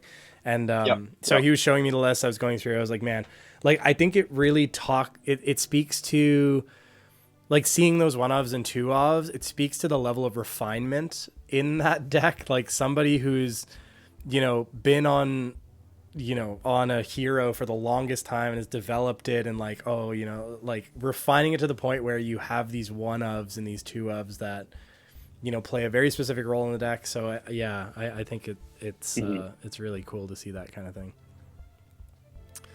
Okay, I see it. I would love if LSS would give us more Shadow non-attack actions. Like, it's definitely it's a reason to consider the red line list a little bit more, because like you get Jack-o'-lantern, which is I think like unplayable in the like my current list. but like I would love just like one more zero cost non-attack action. Yeah, the after the last round, in between, like while they're doing deck checks and stuff like that, I had gone over to like meet up with my friends and the casters. I was like chatting with them, and that was one of their questions of like, how far off do you think Vynnset is, and like what kind of card do you think he wants? Yeah. And that like I always have like two answers to that, and one is just like a zero cost shadow non-attack action that does something relatively innocuous, but like somewhere between Shadow Puppetry and Beseech the Demagon. Because like we have, but like I would like it to have natural go again for Creepers reasons. Yeah. Because like we have Beseech, we have Shadow, we have Jack-o'-lantern, we have what are the other ones? I guess technically Seeds of Agony. True. Yeah, there's some lists out there that are testing with it. Yeah. Yeah, the issue is like Jack-o'-lantern and Tear Through the Portal both really, really want to be on like almost entirely reds. Yeah. And just like want to play like effectively a Cheerios game of just like never pitch to anything, only ever, send my attacks, send my play my cards out. But like all of those are block 2. I would love to have a Shadow non-attack that blocks 3. That'd be great. Or like either like block 3 or be able to play it from banish or something along those lines that you can like sort of store it for later. Yeah. It's either that or and this is like probably a pipe dream because this might be too good. I would love to see like Stalagmite for Rune Blades. Ooh. Like the Oldhim shield, but like give us a block shield. Like a reenchant. Hell yeah. Yeah, like I don't think they'll ever do that because that like is probably out of flavor. I think they like, mostly want to keep shields to Guardians. Well, they gave us but bloody like spaghetti maybe with the like factory or whatever. Yeah, they gave us Bloody Oval, and like I think that card's good. But yeah, I would love to see just like give me like a block shield, because then it's similar to Quill Hand of like whatever your hand looks like, it always does something. Yeah. Right. Like at the very least, you can like send a 1-card attack, and if you can do that a few times over the course of the game rather than just once off of Quill Hand, that would definitely help with consistency issues. I like that. I'm in. Build us a shield, LSS. Yeah. Okay. I'm just gonna copy this list. No. Make personal copy. Yeah. Make personal copy. Yeah. I want a separate list. This is gonna be the gonna be the best list. Nobody can dispute it. Okay. So I'm on Revels in main board. Maybe I'm gonna throw them in the inventory for now. I think the rest of the core is pretty solid. Are you on blue mobs in the main board? You are not. No, I'm not on blue mobs at all. Oh yeah. Yeah. Okay. So when I realized that the like superfluous blue I was going to play in the sideboard was Lending Press, I wanted the mobs that I was playing to always line up with at least like half of the Rune Gate attacks. Got it. Yeah. Yeah. So I switched from blue to yellow. Also being on AB2, the difference between blue and yellow is like not super huge. Yeah. And there was one other point that I'm blanking on right now. There's one other reason I did it. And new. Being able to cut like blue attacks and blue go-agains. Obviously, if you're playing 0 blue attacks, then blue mob is like not super relevant. But yeah, that was sort of like a package of just like, I want to cut as many blues as I can because I'm scared of new. So like the funny backstory about like how I sort of expected this meta to line up. Usually when you're like a day or two after a set releases, there are a lot of people who like haven't gotten their cards yet. A lot of people just like want to play their old favorites. Like I expected a bunch of like Victor to show up because like everyone has Victor and you only need to find 3 cards. But sometimes you're just like, oh, this set came out 2 days ago. The super invested players will have their cards, but a lot of people are just there to have a good time, right? Right. However, one of the guys that I drove in with opened an absurd amount of this set. I think he's at about 30 cases now. Whoa! Like just opened a metric ton. Not for himself, like he's selling. Yeah, like he ended up selling a lot of it, but that was it. So like we got there Thursday night, and he like immediately posted on the Discord like, "Hey, I'm in Montreal. I'm going to be at the Battle Hardened. Whatever cards you want, I have X play sets of every card." And I think 3 of my 7 opponents over the course of the day were all playing like various like new heroes. Yeah, maybe it was 2. I don't remember. But I had a ton of people like see the logo on my shirt, like, "Oh, I bought cards from your buddy. I'm only playing this deck because of your buddy." So like, So he just supplied I the don't battle want to say hardened. that he, yeah, I don't want to say that he like completely like changed what the metagame would have been, because obviously like the really invested players are still going to have their cards. Yeah, But yeah. I'm confident that like probably a quarter to like a third of the news, enigmas, and zens were playing those heroes because of my buddy. Oh my god, So like that is hilarious. the metagame was very funny to see like so many of the new hero. And you have your buddy to blame or thank. Yeah, yeah. Yeah, depending. Oh, I meant to ask you, what was your matchup spread? So we saw the Zen. What was your first round? I don't remember. It's but okay. I did put it on Twitter. So I wouldn't have remembered either. Don't worry about it. What was the one that you dropped? Maybe because you were 1-1. I going into round lost 3. to. Yeah, I lost to an Enigma in round 2. Okay. Very, very, very good Enigma player. Yeah. It's not a. That's it's. That's it. I find that matchup tough. Like I got to get more reps into Enigma because it's not super straightforward. Yeah, I got double Warmongers. Oh, yeah. And I just like I kind of tilted and like stopped reading cards and like there was like a number of punts after that. And someone had mentioned like that my opponent had gone over to like the group that he came with and said something to the effect of like, I don't think my opponent knew how to read cards. Oh, no. Which like I totally on me. That was like the worst game I've played in a long time. It happens. All right, here is the matchup spread. So round 1 was KO. Round 2 was Enigma. Round 3 was Zen. Round 4 was Kano. Round 5 was KO. Round 6 was Bolton, and then round 7 was Kano. Bolton's not an easy matchup either. None of those are easy matchups, to be clear. But yeah, it was an odd Bolton. Like, so he presented Bolton, and I have a buddy who plays Bolton a bunch. So like I've played into that matchup a non-zero number of times against someone who like I know is a fairly good Bolton player. And so like I have a bunch of reps in that matchup, and he sat down and he flipped over Hot Streak and Centauri Saber, and I was like, oh, okay, he's trying to combo me. I need to put the gas on and just like never let up. I need to push over before he can combo me. Yeah. And then I like sent some damage, and he like blocked a little bit, and then went Centauri Saber, Blade Runner it, Hot Streak, and I was like, oh wait, what is happening? And like we played a few more turns, and he's like blocking out a little bit more and like playing like basically Kasai just with the Bolton card pool. Interesting. And then he pivoted to try to hard fatigue me. We went like probably 2 or 3 turns in, and we were like trading hands of like, leak a little bit here, send a little bit there. And then he switched to just like block out, just fully block out. Wow. Interesting. And I was like, oh, okay, like if you're going to take the stance of like block out and try to combo me, I'm going to set up a gigantic turn. And that was exactly what I did. I set up a 3-wide turn, not dissimilar from the turn that happened in the Zen game, just like with a little bit more intentionality. There was no like shadow puppetry random on hit that set that up. But yeah, I just set up a huge turn. I sent a bunch of damage. And then he went for like a mini combo where he like found Illumina and sent like a little turn. I was able to like I still had armor, so I blocked out. That is the other. I do present Grasp into Bolton. That is the other matchup I present Grasp into. Yeah. Just for the Lumina turns, because when you're playing that game of trading, if they suddenly like gain 6 life, the math becomes really hard. So being able to cover up at least one either like Sword Swing, whether it's Raiden or one of the Sabers, being able to cover up the first one's really, really good.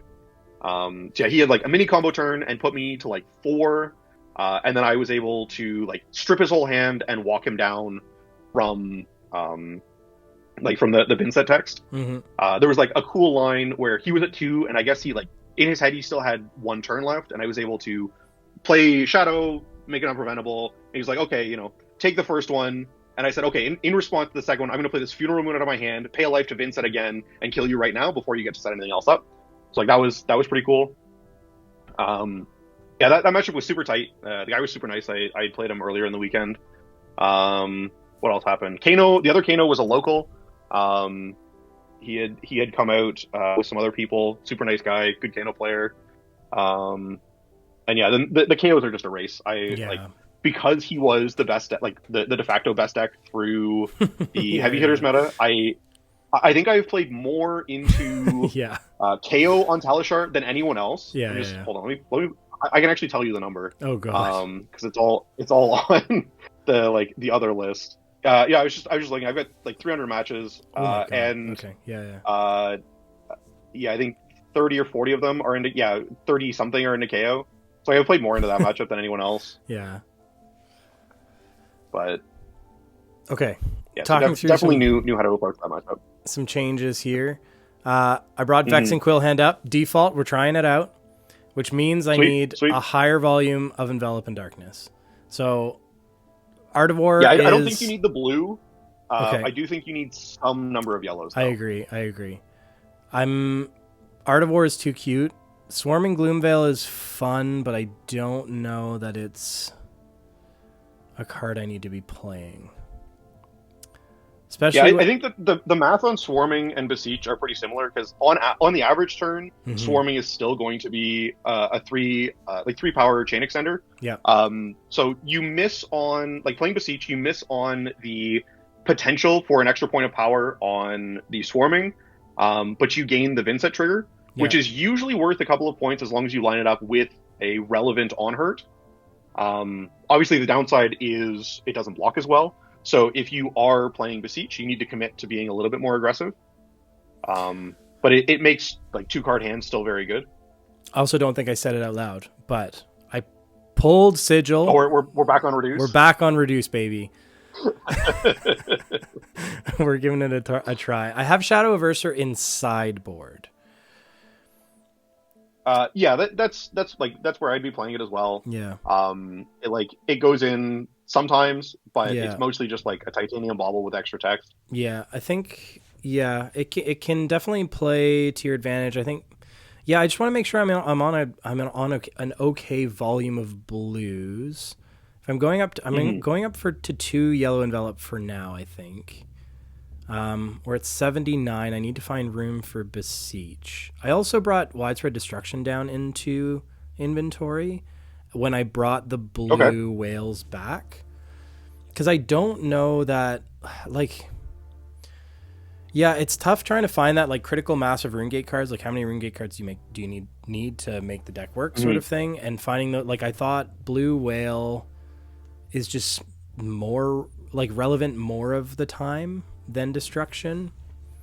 That's fair. Yeah, whale always lets you chain those turns, whereas destruction is sort of the point at which you need to dig yourself back into or put yourself back on the track, whereas whale keeps you on the track. And it's a 3 for 6. Some heroes or if they just don't have an arsenal, it's not really going to do that much into them. It just ends up being a 3 for 6. So I don't know.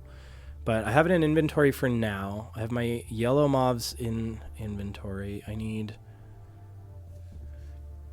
a slot. So Eben, I think where you've got more pieces than I do is just the go again effects, because I think you're on the full 9. I am, yeah. The full 9 mob plus shadow puppetry, and I'm just on the reds and yellows. Maybe I go. I don't know if what's your blue suite? You have 9. No, you have 6 in the main. Okay. 6 in the main, which is just the attacks, and then in the inventory, it's 2 envelops, an oblivion, and 3 lunging press. Yeah. So we were actually on the same number of blues. Do I want to cut my 1 cute lunging press? Probably. It's probably correct. It's funny, right? Yeah, and I know. Lunging press will generate more stories than Shadow Averser or Blue Mauve or anything like that. Yeah. But it's if your goal is winning games, it's probably correct to not play lunging press. Yeah, as you're right. Funny as it is. You're right. All right, Beseech, you of all people have convinced me. Why do I say of all people? If there's anybody that's going to convince me, it's going to be you. But I've been everybody's been so I don't know, high on Beseech the Demigon, and I've just been trying to convince myself out of it this whole time. But obviously, if everybody likes it, there's a reason. Do you play it in main board? The red line list, I had it in in the inventory because I don't present it all the time. I present it most of the time. But you don't always have the space to just have a random 2 block in your deck. but it is in most matchups. I'm wondering now, is 2 yellow envelop enough to like improve the consistency of the deck to run vexing? I'm just trying to think as to like how much I need to pitch to grasp. I don't want to be pitching to grasp, so I think envelop is better. No, like yeah, like the rate on grasp enabling your turns is not good, right? Because you're spending 1 card for 1, like I guess theoretically 2 points of value because one resource plus 1 reenchant. But do I need to be running more than, because right now I have 5 envelop in the main board. Yeah, it's 5 envelop, but you've also got 3 funeral moon, 3 runeblood incantation, and 3 read the runes. Yeah. So like if you do want to play the last yellow envelop, I'd probably cut a blue mauve. Yeah. Because like the difference between like when you're not playing Grasp the Arcanite, the difference between a blue and a yellow is like pretty small. Because the only thing that you're ever doing with your extra card is either pitching for an envelop or activating creepers. Yeah. And both a blue and a yellow enable you to creepers in an envelop to go too wide. Mm-hmm. So there like isn't actually a difference there when you're not playing like Nebula Blades and Pummels or Howls or Putrids. Like if you're not playing those cards, the difference between yellow and blue is like almost non-existent. Yeah. And so Grasp, you said you bring in versus Guardian, Azalea for sure. Yeah, Guardian, because Guardians usually take the stance of trying to take you. They like very rarely try to trade hands. Yeah. Azalea, you need to set out the big turn. Yeah, it's Guardian, Azalea, and Bolton. Bolton just because Lumina is a hell of a card, and it's really hard to like actually trade value on that. Yeah. And then Azalea and Guardian, because in both of those matchups, you just need to give yourself space to take tempo. Mm-hmm. And so you like present a bunch of armor to get that tempo. Into Azalea, I present Carrion Husk. Into Guardian, I still present Tunic because the extra resource. They like don't have as many disruptive on hits. That's right. Yeah. But yeah, I am on Husk into Azalea. But it fills the same slot as Carapace, right? Yeah. Like if you're playing Carapace, you like probably don't want Husk because they fight for the same matchup. But obviously, like if you are taking the route of trimming blues, then Carapace sort of falls off in its value in the Kano matchup. True. And then if you're only bringing it in for the Azalea matchup, I think the Carrion Husk is just better. Giving me some stuff to think about here. If you were running Carapace, would you still run Dance? Mm-hmm. Probably not. But if I was running Carapace, I would want to find more blues to put in the sideboard. Yeah, that's true. Yeah, like all of these changes, all of these cards that are considered, they all have like cascading effects. Of, I know. If you're playing X, then Y and Z happens, and you probably play these other cards instead of the ones that you were planning on playing. So like that always is like really important to consider. Of just like you can't just swap 1 for 1 and expect everything else to work. I know. Yeah. But also like playing what you're comfortable with is definitely really important. Yeah. Because like it punished me, right? Like that was me. Like the last game there was me evaluating based on old lists of like it's fine if I miss because like so like my old list played more blues and more yellows. So like even on the turns that I miss into Kano, I don't need to break Quill Hand to make my turn happen because I can just hard play them. You just like it's like okay, I guess I'll cast this 2 for 6. With like the rune chant kicker. So like there was always the floor of that, but with this version of the list that plays like I think it's like 6 blues in the main, it's a lot harder to convert full hands when you're not rune gating. Yeah. So that unfortunately bit me, but like being familiar with what you're playing is really really important, and being comfortable is goes with that. Because now I wonder, I mean, into the Kano matchup, if I'm on Carapace, do you run? I would run Carapace, Grim, plus Vexing, AB4. You're never going to pitch for AB4, but it does allow you to break Quill Hand without... Yes. Yeah. Yeah, that is the more important point, because like even when I was on AB4 Spell Void 2, I was never pitching to AB4. That like almost never happened. Yeah. But it gave you the flexibility to break Quill Hand or Grimoire to fix hands that were otherwise bricks. True. So... I think I'm going to leave it here for now, and do some further testing here. I'm on 8 blues main board. I have the potential to go up to 11 blues, which admittedly is probably pretty light for a Carapace game plan, especially in the Kano. Mm-hmm. So I might have to reflect on the Husk situation and the Dance situation and the Carapace situation. What do you think? What do you think? How are we looking here? I was really happy with Carapace. I didn't play any Azaleas through the event, so it didn't come up. But I have tested into Azaleas afterwards, and I don't know. It's felt pretty comfortable. It definitely gives you the space to pivot if you can present. Was that 6, 8, 10, 10 block on armor? Yeah. To give you the space to. It's usually it ends up being 14 because you can give all 3 armor pieces plus the shield plus 1 3 block from hand. Yeah. Which covers up most things and still leaves you with creepers to have your go turn. And you're not worried about the blood debt, I guess, because Azalea can't really turtle up that much late game. Yes. Yeah. Yeah, Azalea only has the mode of hit you. Yeah. Because her cards do not block particularly well, and she doesn't really have good armor to block with. Right. So you want to put, at least from in my perspective, I want to put the onus on Azalea to kill me before I have the big 30-ish damage turn. Yeah. And just strip them completely, disrupt them, take their arsenal, whatever, leave them on completely empty, and then while they're trying to rebuild, and they're at 10, 15 life, you push your advantage and try to strip cards from their hands so that they cannot send the 13, 14 damage dominated arrow anymore, and they have to send smaller hands. Because if you are sending smaller hands, I think I like that position. Yeah. Okay, so anything else glaringly obvious about? I think you can see the list here about my list. Yeah, I can see it there. That you no, it's I think it's pretty close to where I landed. Like I said, I'm going to go back and sort of reevaluate all the slots and work through everything. But I think the thing that I'm most curious about testing in this iteration that I haven't been, because I was super high on Vexing Quillhand early on. Last year, Canadian Nats, I brought Vynnset. I did not do very well. But I was super hard Vexing Quillhand stan. And so I'm interested to come back to it because it's been a little while since I've given it a fair shake. And that plus a higher volume of envelops. I'm really interested to see how that changes the feel of the deck. Sure. We'll have to figure out critical mass of blues, I think, for sure.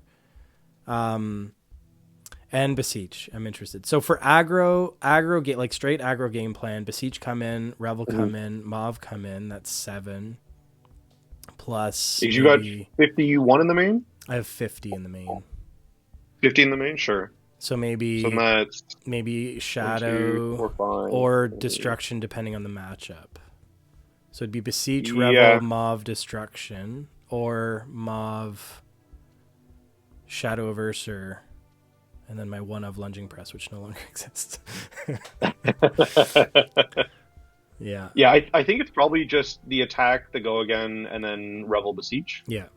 Looking at this inventory. Yeah. Depending on which aggro deck it is, there's arguments to be made for the D-Reacts. True. Yeah, you could do a hybrid sort just of to just to make the math work effectively. The Vynnset hands that have a D-Reactor too, usually the math on them is really, really good. Because you can get 8 points. Say you have 2 D-Reacts and you got 2 other cards. Yeah. You can usually turn those 2 D-Reacts into 8 to 9 points, depending on whether they're sinks or fates or sigils or whatever. And then easily minimum 8 on your attack. Too. Exactly. Yeah. So the math on those hands is pretty good, which is why I still like D-Reacts into some aggro matchups. Yeah. But sometimes into what's the hero's name? KO. Into KO, I don't usually bother with reduce. I will only bring in sync because I can't afford to miss. But they don't really have on hit, so it's just the math. Yeah. And I guess CNC is technically an on hit, but the Rex don't matter for that. Yeah. Amazing. But yeah, I don't know. I very much sideboard based on vibes. I like sit down on the day, like, oh, you're playing, X, yeah. But that can be really hard to do, like, especially if you're picking up the hero. Like, obviously you're not picking up the hero fresh, but like for anyone who might be watching this, if they're picking up the hero like relatively fresh, it can be pretty difficult to be like, oh, where do I use X? Where do I use Y? Where do I bring in reduce versus sync, or where do I bring in yellow envelop versus, or not yellow envelop, yellow mob versus whatever else. And I find it really hard because I've got a buddy who's been playing Vynnset as well, and then another local who like bought the Vynnset core and is like learning the deck. And we've talked a little bit about it, and I find it really hard sometimes to like articulate like, oh, this is what you do in this matchup. And it's like, it's really easy to be like, oh, this is the equipment you bring in. But if you don't know why you're bringing those equipment, it can be kind of hard to like understand where everything fits together. Absolutely. Just because like, at this point I've played the deck enough that like you sit down, you do what feels right, and but it takes reps. It definitely takes reps. I probably had I've had my first deck list, I think I had hundreds, similar to you, of reps on it, and then started making deck techs and stuff, and now I think my buddy told me it's one of the most played Talishar decks or something. There's like 1,500 reps on one of my old lists, one of the old Vynnset lists. Looking at it now, it's like we're pretty far from where. I mean, obviously it's not playing Eloquent Eulogy, so I don't know how many reps it's getting anymore, or maybe people are using it as a starting point. But it's such a fun. But I totally agree. Like you need to get those reps in to know like what lines you're sort of like trying to favor or lean towards in certain matchups and things. So yeah, but man, thank you so much. That was amazing. Absolutely. Yeah, I can't thank you enough for walking me through your experience on the list, your thoughts on your current deck list, and helping me sort of adapt my list. So fingers crossed all goes well this week in testing, and then I'll bring our queen to top 8 calling this weekend.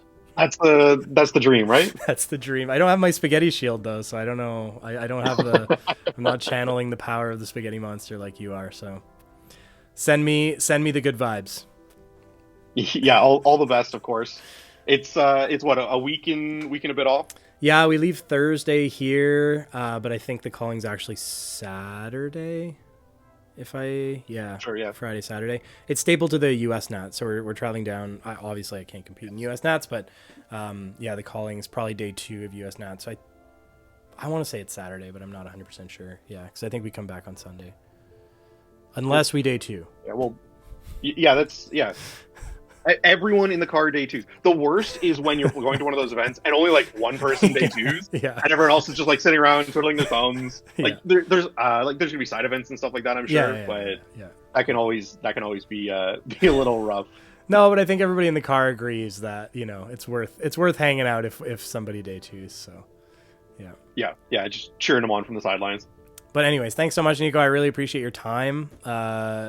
Like you're very generous with your time sitting down for what it's like been 2 hours now. So I really appreciate it. Thank you so much. I'm sure everybody watching the video is going to really appreciate it. There's a lot of people that are picking up Vynnset and looking at her moving forward into the new sort of meta. And I think the futures are looking bright. We need a couple pieces. You got to email us at LSS immediately, pitch them that idea about the shield and your zero cost shadow non-attack action, and then we're set. Yeah, to the moon. Vynnset to the moon. Yep. All right, buddy. Well, stay in touch. I'd like to keep discussing and like iterating lists and stuff. I'd love to keep chatting if you're open to it. And if we find ourselves, I wish I was going to Canadian Nats. I would track you down if I was. But I'm looking forward to meeting you in person. Yeah, of course. And yeah, let us. I'm sure we'll see how everything goes. I'm sure there'll be a video or something like that. Yeah, I'll talking about the calling. Yeah, and I'll let you know as the day progresses as well. But yeah, thank you Sweet, again. yeah. I really can't thank you enough. That was awesome. Yeah. Of course. Yeah. All right. Thank you. Yeah. Cheers, Niko. Thanks so much. You too.